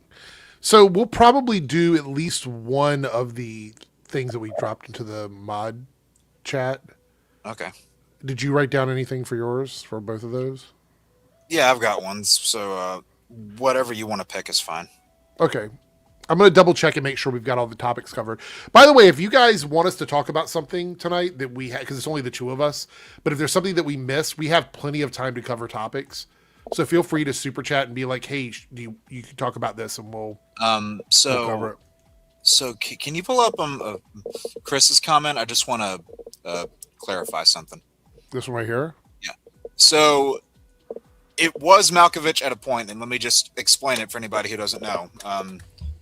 When Spider-Man 3 was being made, not 4, because y'all know Raimi didn't want Venom in the movie, there was going to be a third villain in that movie that had a small role. It was going to be Vulture, and at that time, it was going to be Ben Kingsley. When Vulture didn't end up appearing in the third film, it was a carryover when they started writing for the fourth, and then at that point, it would have been John Malkovich because of scheduling conflicts. So hope that cleared it up. Okay. We do have a super chat from Lone Wolf here, a $10 super chat. Thank you, Lone Wolf. Boba was speculating that some of these will be flashback villains. It's likely too much happening, if at all present. And Dollboy asking, do you like to get a choice between color and black and white? Okay. So it is possible that these are flashbacks and they're going to be fights that we get, very quick fights with these characters, and that they're not fully fleshed out characters that we see in the show. Do you think that's possible, Jake? Wait. Can you flashbacks to villains, so we don't get to see all the villains? Oh, yeah. So the present day stuff doesn't feel overcrowded. I could definitely see that. So who out of the villains we know are going to be in there, which ones do you want to see in present day, and which ones do you think should be in flashbacks? Vulture definitely wanting present day. Sandman wanting present day. Who were the other two? Molten Man and Man Spider possibly. Well, that's him. So yeah. But is it going to be? Maybe. We're going to get something with that where there's another version of that on the show, because I feel like they're taking some creative liberties. Black Cat's obviously going to be in present day. And I mean, Molten Man, I can take or leave. So. But we're getting a proper Molten Man, which is something we haven't had. Yeah, I mean, he's just never really been my favorite character. But I mean, hey, if we're getting him, we're getting him. Cool. All right. As far as color in black and white, I'm going to watch it in black and white because I think that's the way it's supposed to be viewed. Agreed. I think some people will watch color simply because they're not into black and white. But I think for me, it's kind of sets the mood for the show. Cannot wait to own this shit on physical. Yeah. So if you have MGM Plus, you get the first episode on the 25th. But if you don't have it, you get all the episodes on Prime on the 27th. So I don't know if that's much of an incentive to get MGM Plus. This releases in May, right? Yes. Okay. It's May. So the way they phrased it is MGM Plus gets the first episode on the 25th, and then all episodes drop on Prime on the 27th. Oh, nice. Jaber says Mr. Negative stole all the color. That's yeah. That's funny. I wouldn't mind seeing Martin Lee. So in other words, Monday the 25th, you would get the very first episode, then nothing else. And then on the 27th, everything drops all at once on Prime. I don't know how I feel about that. I don't feel good about it. It would really benefit from that week-to-week water cooler talk. Yeah, I agree. I mean, just go back to, and I wouldn't be in character if I didn't bring this up, but would people have talked about X-Men 97 as much as they did if not for that week-to-week release? Probably not. Exactly. I would say no. Yeah, probably not. I did see a comment here from Plushy. Says Sony doesn't care if there's too many characters. I mean, I'll be honest. I feel like this show is turning a corner for them. This feels like a much better product than what we've gotten in the movies. The problem is that lately, as like Sony has a trend of whenever we think they've struck gold, they leave the money on the motherfucking table. Yeah. Ted 2 of 25 says Amazing Spider-Man 2 felt like they were setting up a Felicia character played by Felicity Jones. Yep, you had Felicity Jones and you had Shailene Woodley in that movie playing Mary Jane. Yeah. Oh, Anthony says people have to keep in mind that Amazon always in the first season of a show put out all episodes. The second season is the first 3 episodes. Has that always been the case? I mean, it's what they did with Fallout. I don't know about all the rest of the shows. Yeah. I mean, he might be right. I don't I'll just I'm go not with saying whatever he's you say. not. I just don't know. Yeah. All right. So what we're going to do now is, because it's only been an hour and 40 minutes, we're going to do at least one bonus topic. And if you guys want us to switch and talk about something else, super chat it and we'll do it. So he's like, you have to pay to go off topic. if you want us to stop what we're doing, you gotta like put over some coin, give up the goods. All right, so we're gonna give 3 of our own personal, what we would consider mistakes that were made in the MCU or the DCEU or the DCU. It's 3, and it's not 3 each. It's just 3 of like altogether, right? Yeah, in that pool. Yeah, right. So since it's just the 2 of us, we can talk a bit more about these particular things. Mm-hmm. So chat, chime in with your hot takes about this as well, if you have any thoughts on it. And slices of pizza are good, and broccoli is bad. So, and I know that doesn't make any sense because broccoli is actually good for you, but whereas we're gonna do it that way. pizza, in terms of health, is not. But yeah. All right. So with that being said, Jake, why don't you go first? Why don't you give me your first, like, this is bad for whichever one of those 3 things that you want to do. Okay. I mean, let's just start with this one right out the gate. In terms of the DCU, I mean, people have debated this left and right and center. Mm-hmm. I think them going soft reboot was a mistake. They should have done a hard reboot. Okay. And they had the perfect opportunity to do it, as I've said, with the ending of, the Flash movie. Like, that could pave the way right into a new one to the point. So this is kind of a 2 for 1. It's like a where mistake for the DCU and the DC, or the DCEU and the DCU, is essentially what you're saying. It's essentially, yeah. I mean, if you were really going to leave the DCEU dead in the water and never touch it again, you could have easily just broken off from it there and then say, boom, here's the way into the new one. Because, and I don't even mind the fact that they're bringing castings over, and that's not what I call hard reboot necessarily. Like, because there are some castings that I'm fine with, but it's the fact that they carried over story threads is what bothers me. Right. So, like, stuff that carried over from, Peacemaker, the Suicide Squad, 2016 Suicide Squad, things like that really bother me. So, yeah. I know that's easy, but I just wanted to go ahead and get it out the way. Now, we'll do mine, and then we have a super chat. And just remember, we have 2 more after this. But mine is going to be controversial because I think some people are going to be very confused, but I'll make it make sense, I think. I'm going to go back to the DCEU, back to the very beginning of the DCEU. Now, we had Man of Steel in 2013, which I know people don't necessarily love that movie. It's still a movie that I quite enjoy. I still watch it from time to time. I get that. I'm also not a Snyder bro. I'm not like hashtag sell Snyderverse to Netflix guy. You guys know this. I think one of the biggest mistakes that they made was it's a 2 for 1 here. Letting Zack Snyder run rampant and do whatever he wants to do with the DCEU, and the knee-jerk reaction of trying to fix what he was doing in the middle of their universe. Yeah. And what I mean fix is they made a series of mistakes. That Justice League movie is awful. So, in fairness, he wasn't, like, the story he was trying to tell wasn't, one that went on for 15, 20 movies. Like, he had a concrete, isolated 5-film story in his mind, and they wanted to push him for more than he wanted to do. I think they should have just let him do his little block of movies. Like, just finish off his block of movies. Yep. Because then at least you have a beginning and an end to the story, and it would have made more sense. Now, I do realize there are family issues why he had to step away, and there's background stuff that people argue about this, that, and the other. But ultimately, I think it was an experiment that didn't work, and I don't think they made good decisions in fixing it either. And even then, like, I think Man of Steel is a good movie, but it is a bad foundation for a universe. Yes. So I think if Man of Steel was treated like Nolan's Batman trilogy, I think it would have been fine, because then it's an Elseworlds Superman existing in this trilogy of movies, right? It's like it's a one-off version of a character.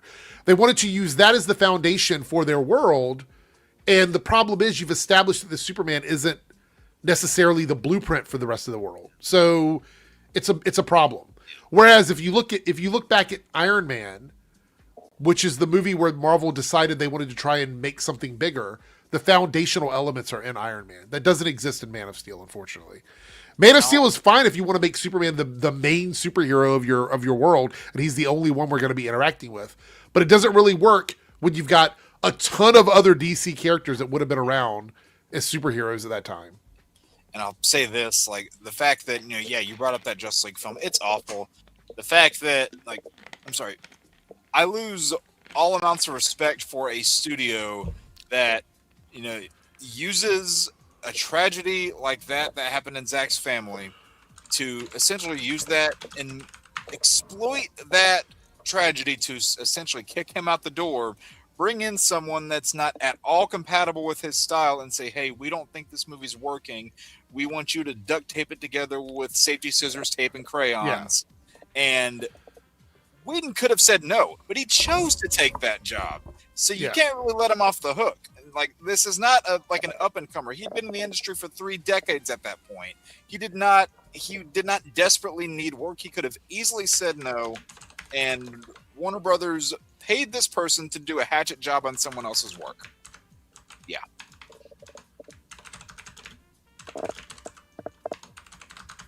All right, so there's a trailer that we apparently missed. We got a super chat for this, and we'll finish our hot takes here in a second.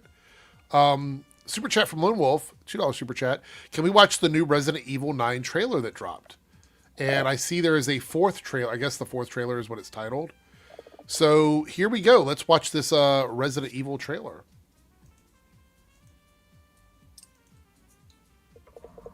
I haven't seen this yet.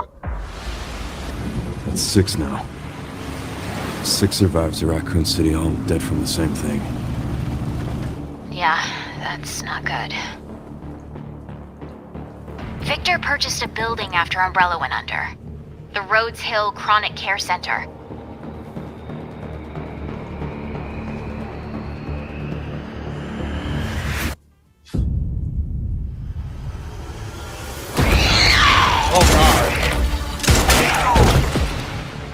You okay?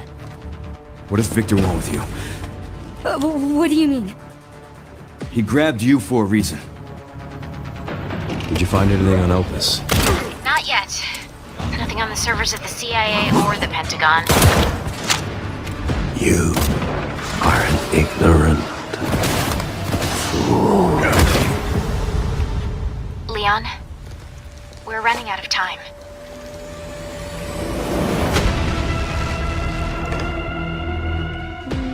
Why me? The team has settled on a person of interest. This looks so good. A former T-virus researcher. Had you seen this yet? No, I had not. Because my master made you who you are. Raccoon City was where it all began for me. I'm coming with you.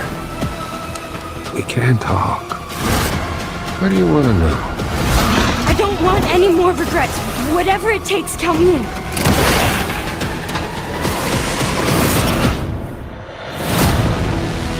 All right.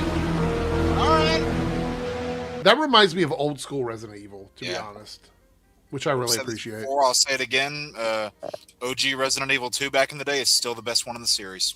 I will stand by that. Staggervorth, the 499 Super Chat says, many shows from Cartoon Network and WB Animation that used to be on HBO Max are coming to Tubi? Are they still selling things to Tubi? I think so. I mean, it's not like they can put stuff on Quibi anymore. I honestly think selling off all this stuff to raise the evaluation of the company by getting rid of costs that they had has hurt them in this deal they're trying to do with Netflix and stuff, because they don't have a lot of IPs anymore. People are buying them for things other than just the IPs. Because they've gotten rid of so much stuff. It's going to be a nightmare. The spaghetti of this is going to be a nightmare with whoever ends up with Warner Brothers. Whether Warner Brothers stays separate, whether they end up with Netflix, whether they end up with whoever, is going to be spaghetti. Remember, like, when Marvel was dealing with, and they're still dealing with Spider-Man rights, when they're still dealing with, like, fucking Namor rights, and they were dealing with Fantastic Four stuff, and the Hulk. This is what's going to end up happening with DC characters and Cartoon Network characters when this deal happens. And see, for the longest time, people were saying, "Oh, DC should have, the winner's advantage because they have rights to all their characters." They won't if this goes through. Yeah. Let's see here. All right. Before we jump back in, we do have another super chat from Lone Wolf. Tell us, super chat. Discord DM'd a topic to discuss. And I believe this is what you're talking about here, which is Sony confirms the Spider-Punk and Spider-Gwen spinoff are in active development. Interesting. I don't like as two separate things. I would assume so. So two separate movies with these characters that are not together in the same film. I would guess. That's actually pretty interesting. Yeah. Spider-Punk was one of my favorite characters from the second movie. Yeah. I mean, I'll be honest, coming out of the first movie, right away I was like, give me a noir spinoff, man. Look what we got. Yeah. Well, I will say that we'll see more spinoffs of these alt versions of characters if Spider-Man Noir does really well. Yeah. It's going to be very dependent on that.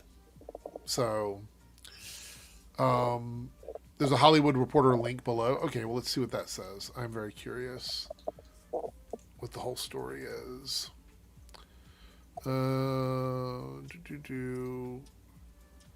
Yeah, I heard they're working on the K-pop Demon Hunter sequel to come out in 2029, I think is what they said.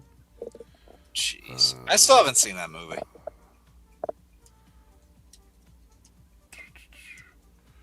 See, in a conversation with Hollywood Reporter, they argue that K-pop Demon Hunters need to go to Netflix to indicate a sequel won't be ready for 2029 and prep for their next blockbuster hopeful Beyond the Spider-Verse. This is a long article. Let's see. All right, here we go. The first Spider-Verse seemed impossible to top, yet you did. No, it's Demon Hunters, right? I mean, I don't know. I prefer the first one personally, but everybody has their different opinions. Spider-Verse Godfathers Phil Lord and Chris Miller have been directing MGM's Project Hail Mary for 2 years. Have they been present? They've been present, sending notes. They set up their Hail Mary edits right in the courtyard here just to be close to Spider-Verse. Nobody has to work on a show they don't want to work on, even though you're here, whether it's Spider-Verse or other shows. The people go through these really difficult crunch times. Everybody wants to be on the most ambitious and most exciting projects. I'm trying to see. Sure, they do. Oh, here goes. Do we have writers yet on the Spider-Punk or Spider-Gwen spinoffs? I'm not allowed to say, but we are active on both. That's it. All right. Okay. Fair enough. It's a long article. All right. Thank you for the super chats, guys. Again, if you have anything you want us to talk about, feel free to jump over and send us a super chat. All right, Jake, you have to pay, though. You have to pay. Jake, what is your next mistake made in those film franchises? So I'm going to go. So I did one for DCU. I'm going to go to MCU now. Okay. And I've talked about this on and off in various streams that either I've been a part of or that I've done myself. And that is everything regarding what's known as the Parliament. And that creative board of execs way at the top up here that likes to play puppeteer with everything down below them and say, hey, do this here, insert this there, make this, do this thing. We want this to be fulfilled. And you can see that it fucks up the movies 10 ways to Sunday, especially in phase 4 and 5, not ways 4 and 5. Phase 4 and 5, you can tell that it's especially messing up those movies to the point where, multiple movies were going through script rewrite after script rewrite.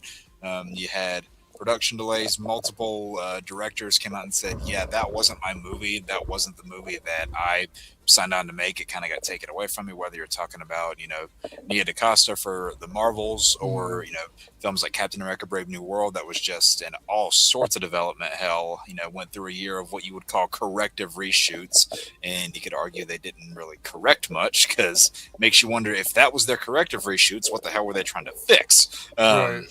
And yeah, it just became a clusterfuck. And, with that too, like with the whole thing in the Parliament, and maybe you can say this is a separate issue altogether, but they absolutely failed to plan out where to place their new characters that they were introducing after their own installments. Because like the reason why you cared for so many characters by the time it got to Infinity War and Endgame was because they carefully placed them out in movies that followed. Whereas, some characters that have gotten their own movies or shows in this multiverse saga, we haven't seen in almost 5 years. So it's pretty crazy. Okay.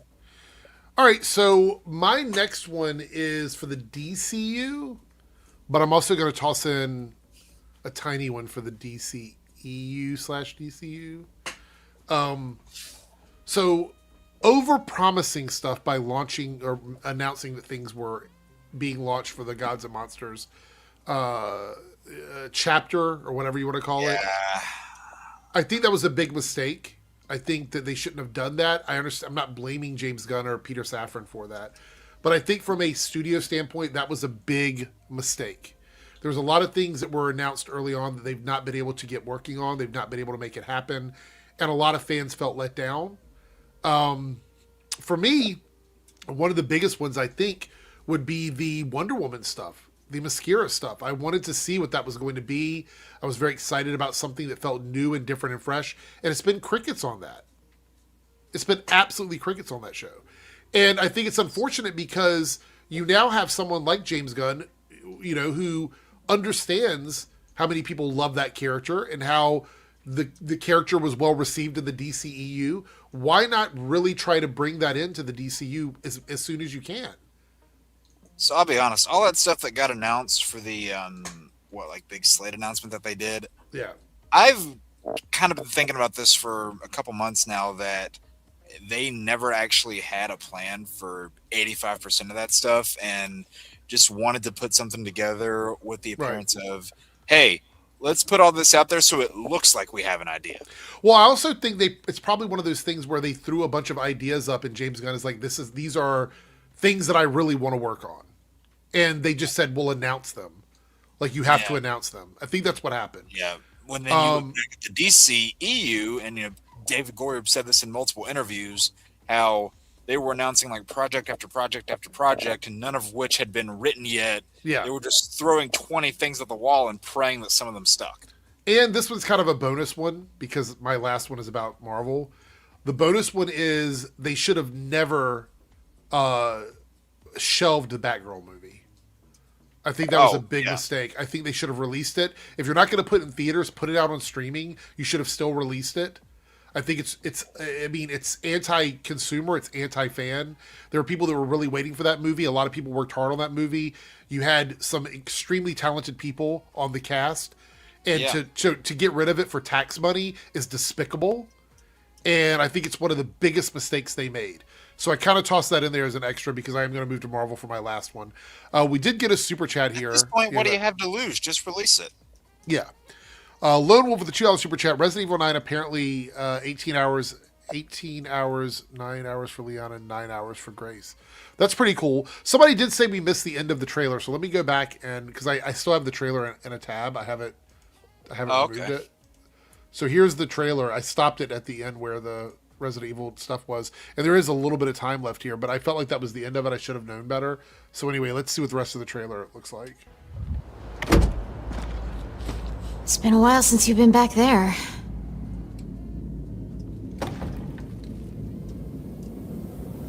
Yeah.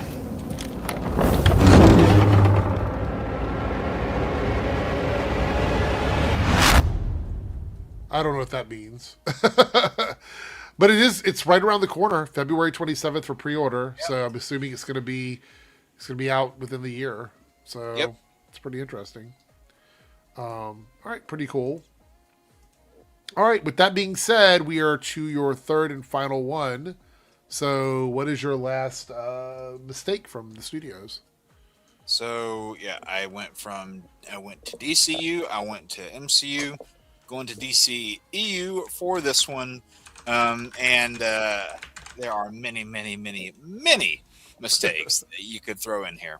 I'll say that we named some of them already. Like should they have done hard reboot or soft reboot? The foundation for a shared universe was pretty weak. But the one that I want to talk about here is that, they infuriated their talent.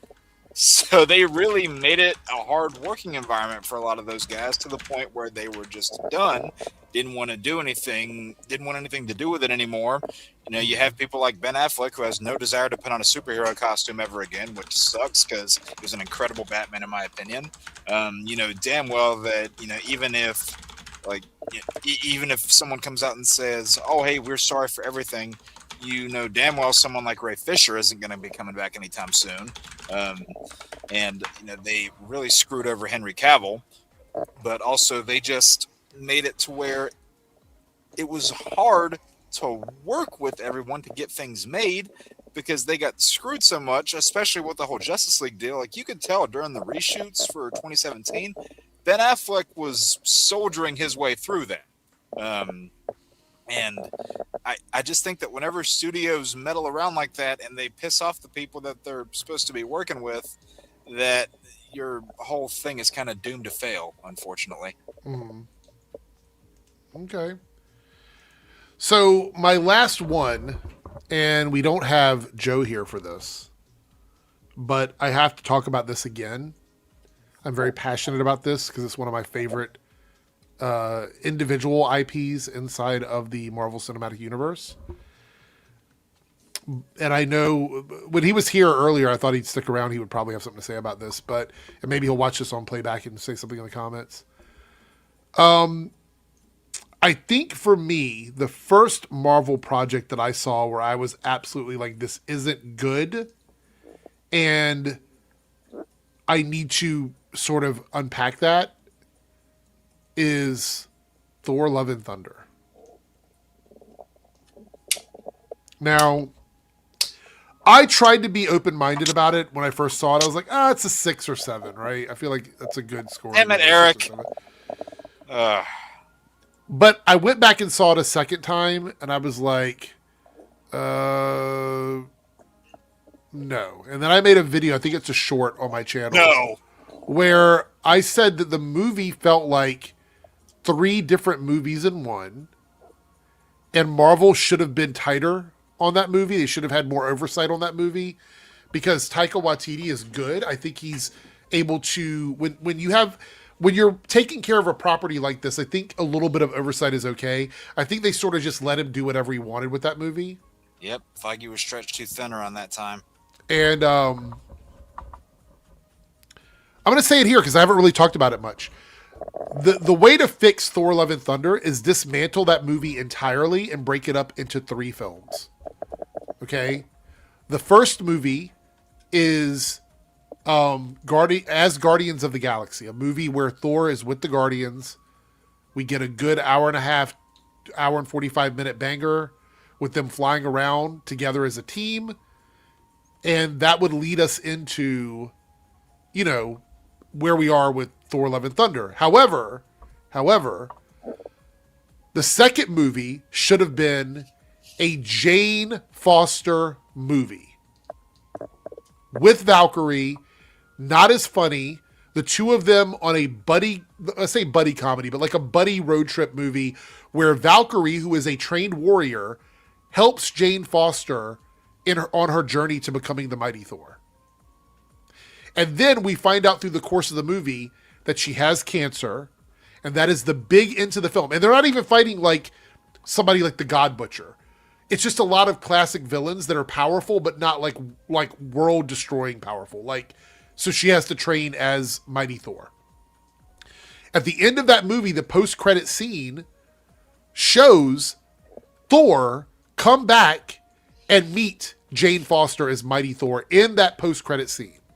And then the next film is the team-up movie with Gore the God Butcher, with Thor, Mighty Thor, and Valkyrie facing that threat, and we get to see him actually fighting other gods and murdering the other gods, which got cut out of Thor Love and Thunder.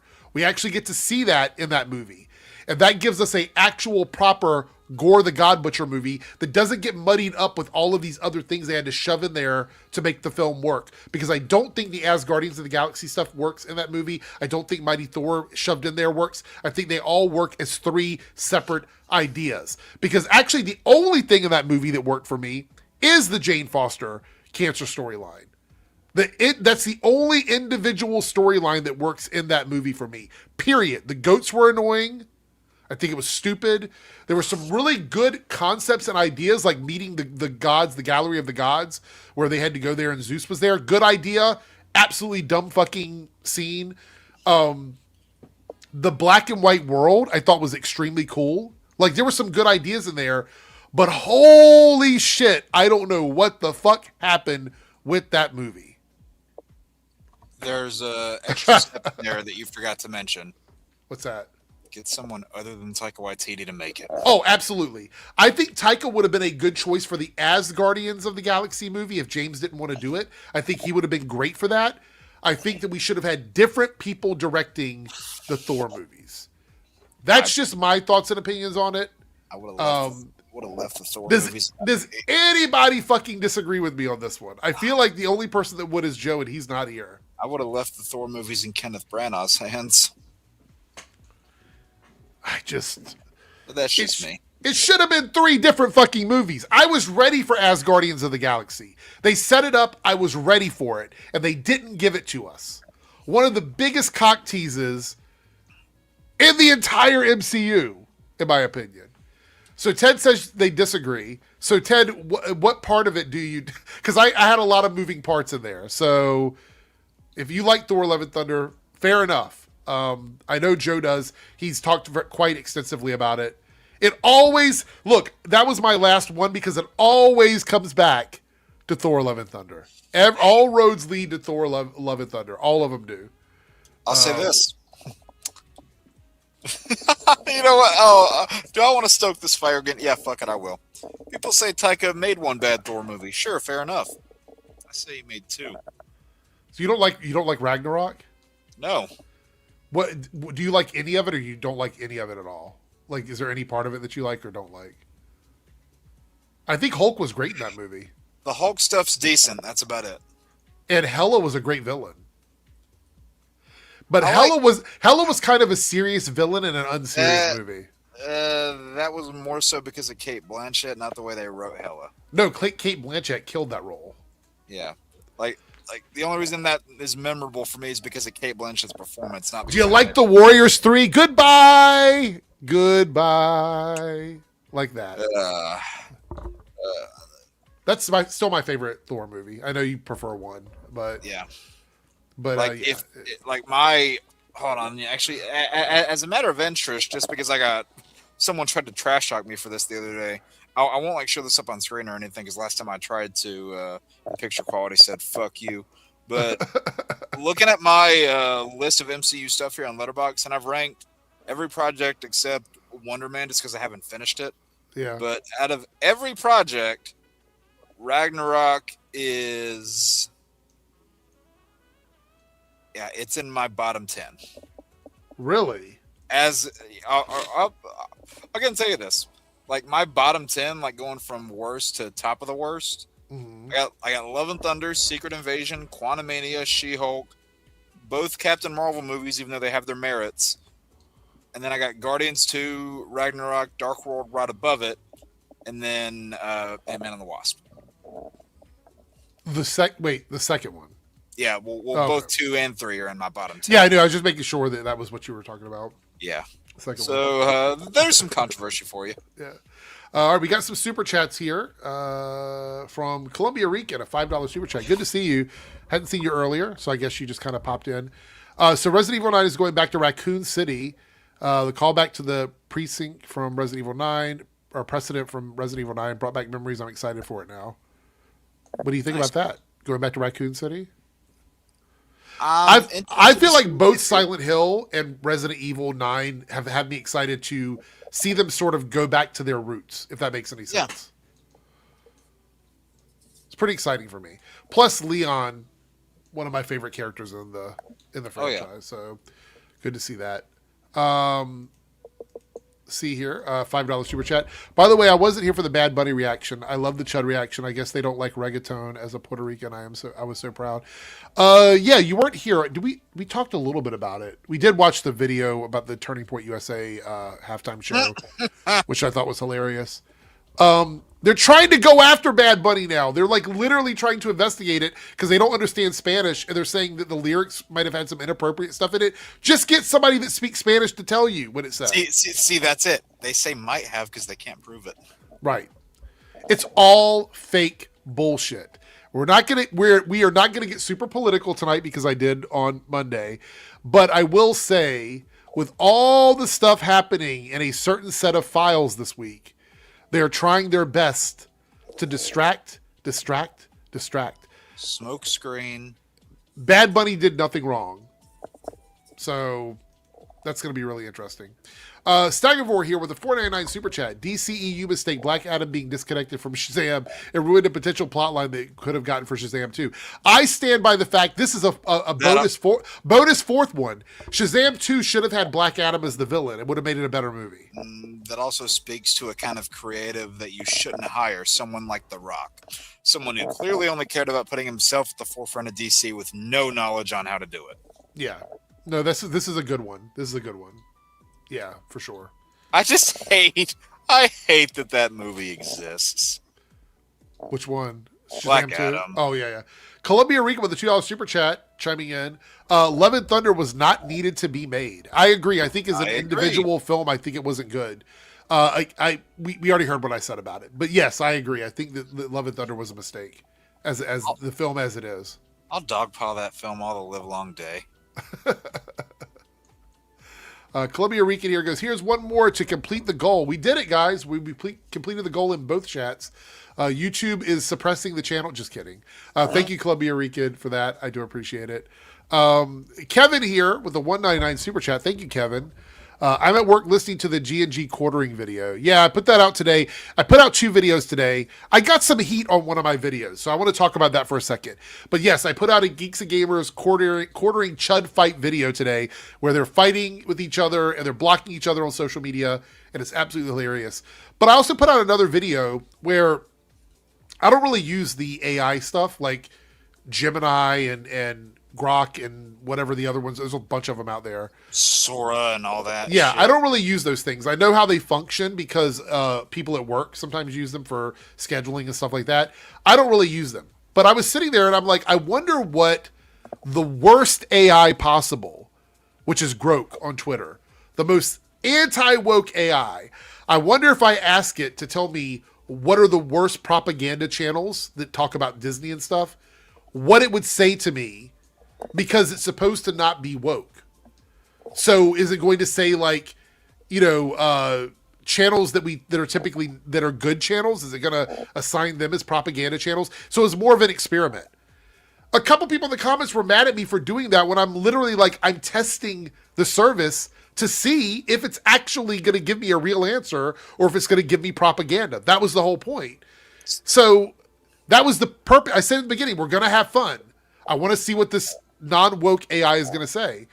And so I did it, and people were freaking out about it. I'm like, I don't use it every fucking day, so I don't know what you're mad about. So I was about to say, what was everyone getting so butthurt about? Because somebody posted, I don't remember who it was. I don't want to call them out anyway, but they were like, oh, I'm sad to see you using the AI or whatever. I'm like, everything uses AI. Right now on YouTube, you are participating in the usage of AI. It's in everything. It is integrated in everything. I'm not advocating for AI. I think AI is a net negative right now to the community. Matter of fact, we just talked about it on this stream, how I feel about AI and what AI is doing. But to pretend that it's not integrated into everything we're doing is I'm sorry, it's stupid. It is. Yeah. We're not going to get rid of whatever this iteration of AI is. You know what I mean? We're not going to get it. And people were like, don't start using AI to make videos. I'm not. I will never use AI Yeah. for thumbnails. I will Yeah. never use AI for making videos. He also won't use AI for making music. No, I don't use it for any of that stuff. So the thing is, it was a one-off video. Right, so this is, Harrison gets it. It was a one-off video that I made to try and test the logic of the Grok AI that's supposed to be non-woke. That was the point. That's it. Very simple. So I wanted to talk about that. It's a funny video. Go check it out. I'm literally not, you guys will not see me do that like regularly. Like I'm not going to go, what is the top 10 of this week on Grok? No. It's so stupid. I'm not going to do that. There's better things to use the internet for. Yeah. I hate it. It also tracks you. If you're using AI to do things, it's keeping track of what you're doing or what you're asking it. Yarp. All right, we got a $10 super chat from Lone Wolf. Did you see the report going around from the Russos saying Steve Rogers is a central figure in Doomsday and going forward? Interesting, Steve doesn't have a big role in Secret Wars comics. What do they mean by a central role going forward? What does that even mean? Yeah, good question. Is Chris Evans? I thought Chris Evans was like, I'm okay to come back once in a while, but it's not going to be a regular thing for me. He's not too old to play the character. He's in his early 40s. That's not really a big problem. But if they're trying to move on, then like you'd think they would want somebody that. Why did you even put that in my head, Jake? Like that's true. What? They're trying to move on. You're right. They're trying to move on, and if you're trying to move on, like it doesn't work if you're just going to keep the old characters around. Like I get wanting to bring back some of the oldies for one more swing, but this is more than that. He becomes a watcher. That's what Harrison says. Big deal. He says he'll die and be a big plot point. I'm assuming. Hell, I made the theory that this is probably not going to happen, but you remember how in the beginning of Infinity War you had Thanos in those first 5 minutes where he just wrecked the Asgardians, killed Heimdall, killed Loki, and whooped Hulk's ass? Yeah. I said I made a bold prediction that the first 5 minutes of Doomsday is RDJ killing Steve Rogers. Lone Wolf says central figure is what they said. I don't understand. I'm trying to understand what that means though. Like what does central figure mean with Captain America? He was already the central figure of the MCU. Yeah. So back to status quo, I guess. I just don't totally get it, to be honest. Anyway. Not sure either. And everybody was, going under the impersonation or the impression of, oh, look, I guess Sam's not going to have that shield anymore. Wrong. It said Steve Rogers will return. And at the end of Brave New World, what did it say? Captain America will return. Yeah. Cap can be central to the MCU. It doesn't have to be Chris Evans. Well, that's the thing is when we talked about, well, Jake, you mentioned this earlier, we were talking about the DCEU and DCU. I think when we're talking about moving forward, you can absolutely have another Steve Rogers and another Captain America. Like, yeah. I don't have a problem with that. But if we're doing this whole soft reboot thing, a soft reboot only works if you're actually going to softly reboot. Yeah. Yeah, Sam Wilson's Captain America. Darren, if he was here, he would talk about this. One of the biggest things is we are not sure what their plans are for Sam Wilson moving forward. And I don't think Chris Evans would fuck over Anthony Mackie because they're real friends in real life. So yeah, do you know how happy Chris Evans was to do the scene where Steve gives him the shield? Yeah. Yeah. Ted says, I embrace our AI overlords. The fact that we also look at how many movies we got for Chris Evans' Cap before he retired for a while. Yeah. We've gotten Sam in one movie and one episode of a show. Okay. As Captain America. Yeah. And granted, the movie has its own issues. It's not because of who Sam is. It's because, in my opinion, they brought a weak writing team to that movie. I know we've talked about it ad nauseum, but I still think the story from Falcon and Winter Soldier would have been a better fourth Captain America movie. That would have been a better fourth film, yes. So that's what we got stuck with, Because then the movie wouldn't need to retread the ground of him not feeling worthy of the shield. Yeah. By the time we get to Brave New World, he should be totally locked in as Captain America. So yeah. And have a good night, Reed. And honestly, the stuff they did with Isaiah was my favorite part of the movie. We should have gotten more of that. Yeah. but they did not, unfortunately. Well, a lot of them got cut. But then again, if the film we got was their version of corrective reshoots, yeah, what the hell did it look like before? I mean, we know Serpent Society stuff got cut out. We know Seth Rollins' character got cut out. So it just makes you wonder, like, how bad was this?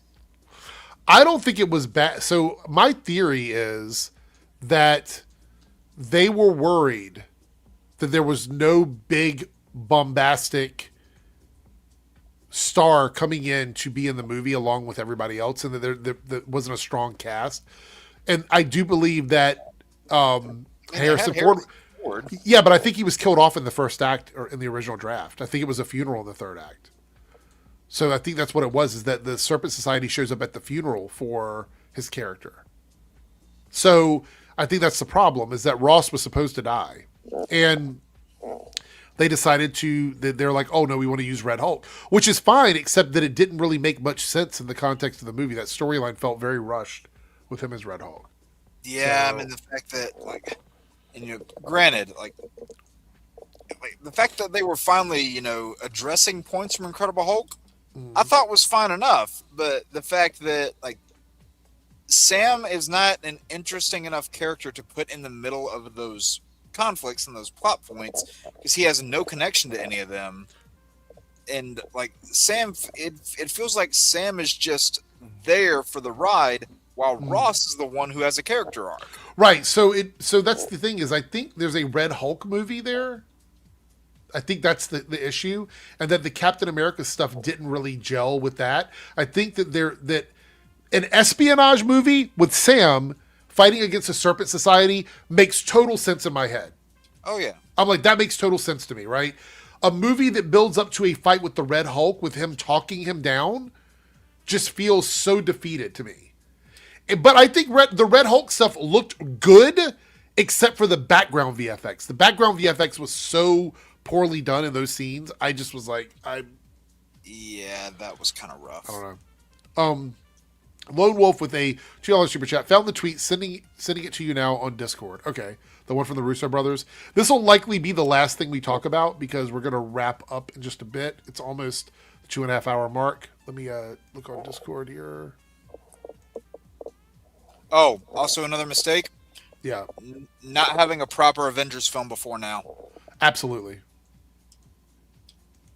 100%. And that's what Secret Invasion should have been. I actually think every single phase should have had an Avengers movie. Yeah. Of some type. And I mean, if we're being honest, Secret Invasion should have been like 2 Avengers movies. Yeah, for sure. All right, so here's the tweet. From So, I don't Chris, know. I've got this account blocked, which is funny, but I can still read the tweet.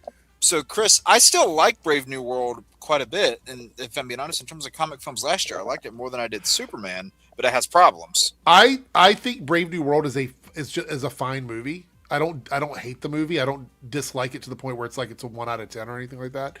But for me, it wasn't as good as it could have been. I think there were some things they could have done for sure to make it a better movie. But yeah, I do think that if not having a proper Avengers movie every phase, a proper team up movie every phase of some kind that brings characters together that feels like it's a big event. I know they probably didn't want to do it because they're like, oh, it's not always necessary. No, it is. You've already established that. You have put Avengers movies in phases 1, 2, and 3. People were expecting one in phase 4, and you didn't give it to them. So but 2 Avengers movies in phase 3. Yeah. Technically 3 with Civil War. Yep.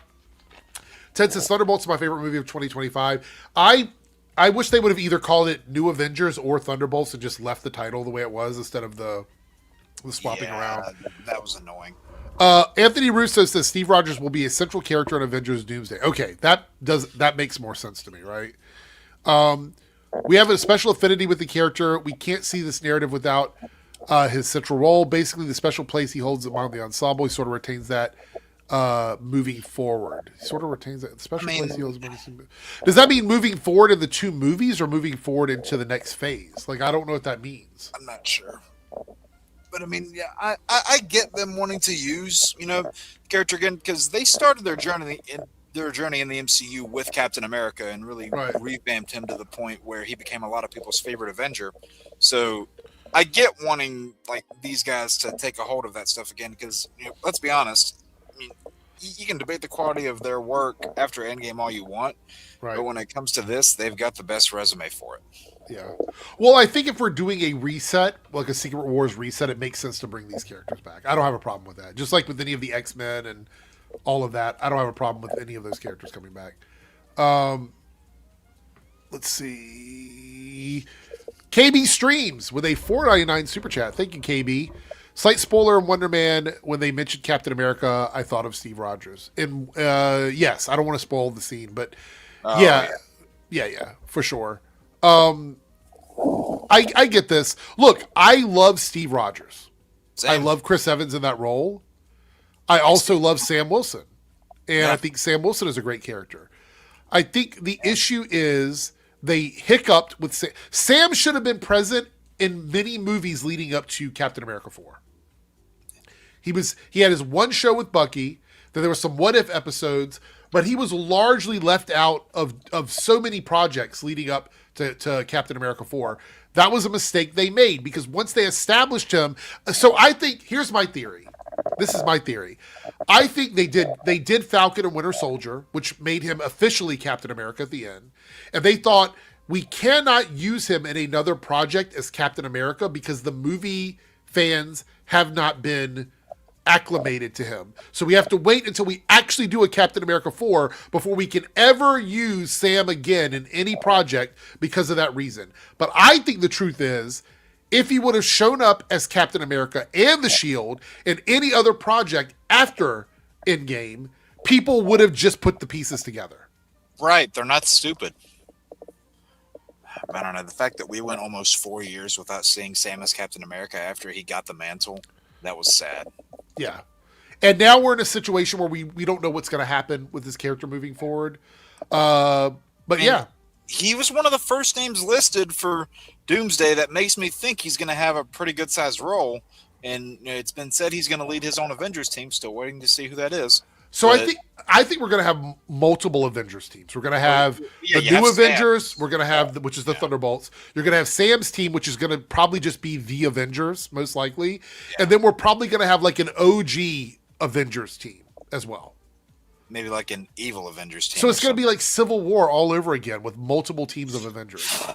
Dude, forget Civil War. This shit's turning into Ultimate Alliance. Big Fieldy with the $2.99 super chat says Wonder Man was amazing. I loved Wonder Man, but just like I said, no matter how good it is, it essentially came and it left. And that's the problem with putting everything out at once, which is my biggest concern about Spider-Man Noir. Yeah. Here's some rep for Sam here in this stream. I fucking love this costume so much. I'm sad they got rid of it. Yeah, no, it's great. It's great. I mean, his new suit's fine, but I just like the old one so much more. I will say it's funny to me that people loved Sam when he was wearing the Falcon suit, but the minute he put on the Captain America suit, all of a sudden people hated him. That's such a weird change of perspective. Same thing with Shuri. They loved her as her, then as soon as she put the Black Panther suit on, what happened? I don't get it. That to me is a little weird. I think so here's the issue. I think psychologically, by the way, thank you for the super chat, Big Fieldy. Psychologically, I think what we're seeing here is people hold the new mantle holders accountable when the old mantle holders are not around anymore. They just hold them accountable for that. Sam being Captain America is not his fault. It's not like he was forced into the role against his own fucking wishes. If you watch Falcon and Winter Soldier, you see the struggle he goes through before he actually decides to put on the suit and use the shield again. Like, you see that happening. Yeah. You see when he first gets the shield in Endgame, he says, this feels like it's someone else's. Yeah, and Steve is gone. They chose, like, Chris Evans left, and they were moving on from that. So that's the storyline we got. But there's no reason to be mad at Sam for putting on the suit to be Captain America. You know what I mean? That's just crazy to me. I don't know. That's crazy to me. I've always said this, when I look at Steve and Sam as Captain America, and like, hell, by the way, there are several comic books where they are both Captain America simultaneously, and they're fucking phenomenal. Right. But Steve he was the type of Captain America where, and like he says it in First Avenger, I don't like bullies, I don't care where they're from. He tried to save people no matter what their backgrounds were, no matter what their histories were. He was there to save people. So that's what he was. He wanted to save people. Sam wanted to make people better. Right. And that's the kind of Captain America he is. Yeah. So, yeah. So Chris here says, I want to just pull this up. I'm not attacking anybody here. There's no trolls in the chat tonight that I know of. But Falcon stay as Falcon, Shuri stays as Shuri. Well, here's the issue with that. These are not comic book characters that can just exist as they are for 100 years. Mm-hmm. These are real actors who have to move on at a certain point or may not want to come back or may not want to keep playing the character. And in reality, the studios are not going to just walk away from things that are making them money because that doesn't make any sense either. So they have to find a way to make it work. I think it's a little weird. It's absolutely okay if you prefer Sam as Falcon. It's absolutely okay if you prefer Shuri as Shuri. But when I think people on the internet start attacking these actors for playing a role that they were given by the studio for doing their job, that crosses a line for me. And that's always been my position on this. That's always been my position. If you prefer Steve Rogers as Captain America, you are absolutely entitled to that. That is 100% fine with me. And we could talk all day about what you love about Steve Rogers as Captain America. If you think Sam Wilson as Falcon is your Falcon and you love him, which, by the way, I don't see anybody complaining that Joaquin took over as Falcon. Mm-hmm. Except Screen Rant coming out with that bullshit article saying, I can't still believe they fucking said this. Yeah, go ahead. Screen Rant tried to say, like, they listed a few months after Brave New World came out, they said, here are 10 valid reasons people didn't like it. One half of those valid reasons weren't valid at all. But the number one reason they listed, was, and I quote, the new Falcon lacked individuality. Right. What the hell? But I want to point out I've not seen, there is no major outcry from any of the channels that I've talked about a new Falcon. There's been no outcry about that from any of them. They might joke about it, but there's been no outcry. But the minute somebody else puts on the Captain America suit, then they hate that character and they don't care that his role was replaced by somebody else, which is such a weird thing for me. It really is a weird thing. But imagine if the new Falcon would have been a white guy. Yeah. Then what would have happened? Yeah, I'm saying, like, you can absolutely have your favorites. I'm not here to twist anybody's arm or change your opinion on that. But if you go out of your way to attack actors and writers and people associated with the movie who are playing fictional characters, that's crazy to me. That's absolutely crazy. Like, don't watch the movies. And I'm saying this this is not sarcasm. If you don't like these actors as these characters in these movies, don't go out and support it. It's really that simple to me. Use your wallet. That sends a better message. Yeah. Anthony says Falcon and Winter Soldier should have been the real. I will stand by that. That's been my opinion for ages. I feel like that should have been the movie, and then we wouldn't have had the issue we had. You know what I mean? Because that show also still feels consistent in tone with the rest of the Captain America movies, whereas Brave New World kind of deviates from that a bit. Right. So, but Jason, the issue is this is like, okay, let me try and dumb this down a little bit. Okay, I'm going to try and make it relatable as possible. This is me trying to talk this out. It's like when you're a kid and your parents get divorced, right? You're in a divorced household or whatever, and your mom remarries somebody and you resent that person simply because your mother moved on and you don't like that they're there because you think of them as replacing your father when they didn't actually replace your father. They're just there for your mother and you still have your father. That's the situation where this is. People are holding these things against the actors and the writers and these characters in movies in a weird sort of entitled way that doesn't make any sense. So I don't care if most people want Steve Rogers as Captain America. You can absolutely want that. But holding Anthony Mackie and Sam Wilson responsible for the decisions that Chris Evans made to not want to play the role again or for the studio to move on is fucking gross. Also, if you want Steve as Captain America, there's like 7 fucking movies of it. Just go watch those. It's weird to me that there's this entitled feeling that we want Chris Evans as his character, so he must play this character forever for the rest of his life. Feel like they're owed everything. I just don't understand that. These are real people. He wanted to move on and do other things. Now he's coming back because he feels okay about coming back, and that's cool. That's cool. But it's just like it's absolutely crazy to me. Back when I was growing up, you could complain about actors. You could complain about Angelina Jolie or whatever because they never hear you say it because you're just arguing with your friends. But now that's translated into, let me get on the internet and tag the actor in every single complaint I have and make their life fucking miserable because I think they should be doing the thing I want them to do. And you could just not like someone's performance without it treating like they kicked your dog or something. And yes, and I'm not saying anybody here is advocating for that. I am just asserting my personal position on it. That is my position on it. There's lots of things that I love that I stopped watching. I love The Walking Dead for the first 4 or 5 seasons. And then I stopped liking it, and I stopped watching it, and I stopped talking about it.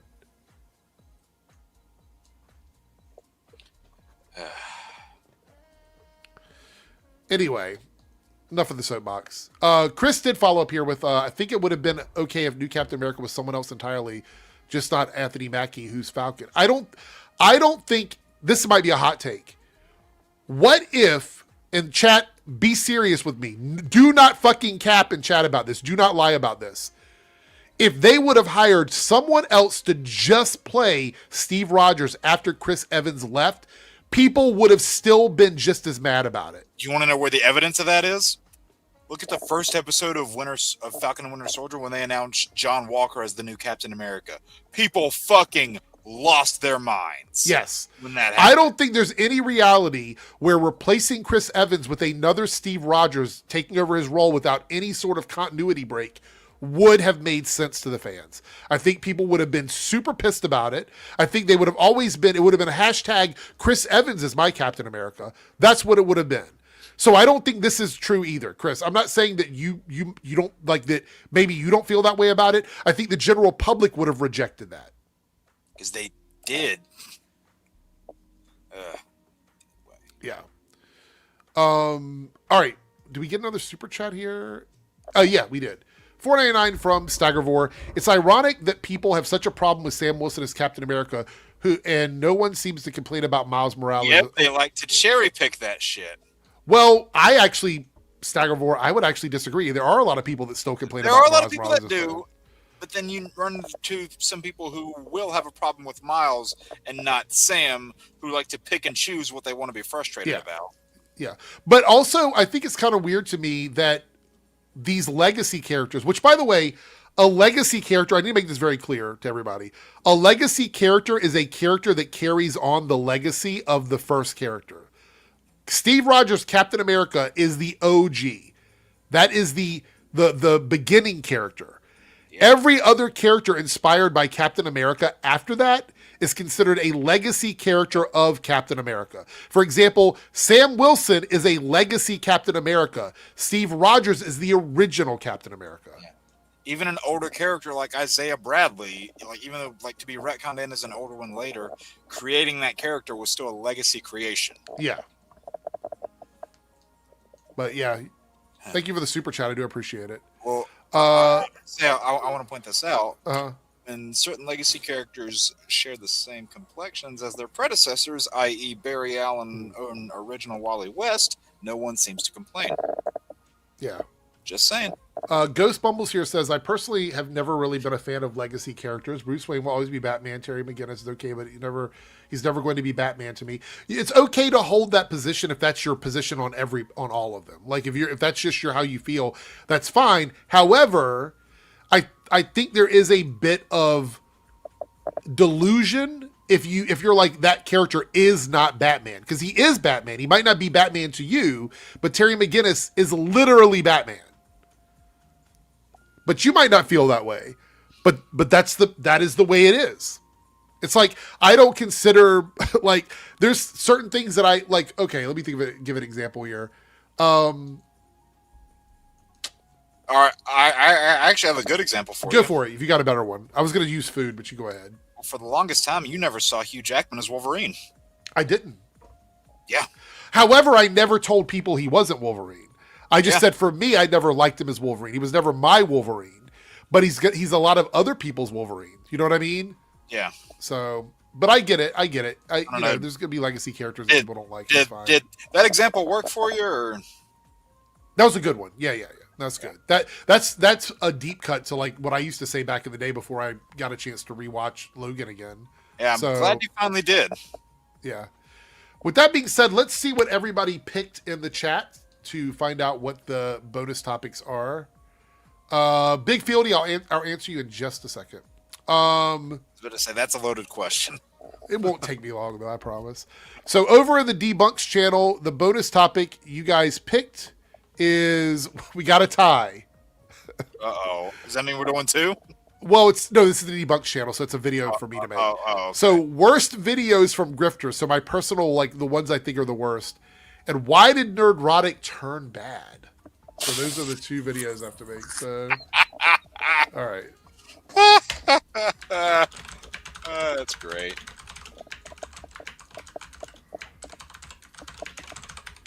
Can't believe that's a tie. I'll take it. It is okay. Over in the Reloaded channel, let's see what won. These were all of Jake's choices, so he's going to get something. Yeah. What do we got here?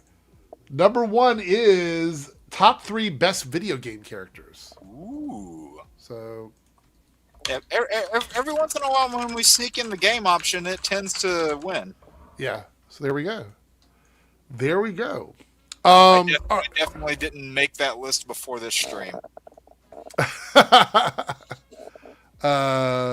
Where's it at here? Oh, so Big Fieldy says, can I ask you why Hugh wasn't Wolverine to you, Eric? I think I've answered this before, but it's really simple. I'm not a big Hugh Jackman fan. Like, I've just never been a fan of him as an actor. So I've never been attached to anything that he's done over the years. So having him as Wolverine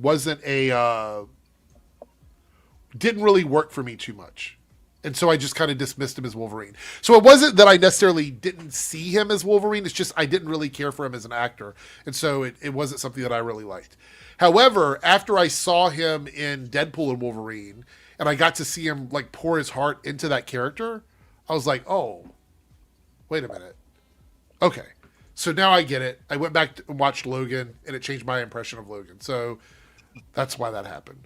All right. Loadable for the $2 super chat. Legacy characters aren't going to work for everyone. That's fine. My only caveat is don't harass people. Yeah. Like, that's it. It's really simple. If you don't like Sam Wilson as Captain America, that's totally fine with me. I'm not going to try and convince you otherwise. I'm not going to be like, oh, you have to like him as Captain America. I'm not going to say that. That's never been my position. And this is why a lot of people in MySpace, when I say MySpace, I mean like the space where we call each other MySpace, have an issue with me because I'm not trying to change people's minds about stuff like that. That's not really my goal. My goal is to cause the least amount of harm as possible to people. Like, I don't think people should be going after Anthony Mackie for just playing a role that he was given in a movie. I think that's gross. There's already enough harm going around in the world without us adding to the problem. Yeah. That's like if something equals harm to a person or a community, then I'm going to be like, that's an issue for me. If you just don't like Sam as Captain America, I don't really give a fuck. You don't have to like him. Right. It doesn't matter to me. Everybody's entitled to be wrong. But I will say, that's kind of where I draw my line in the sand, really. Not even The Greatest Showman.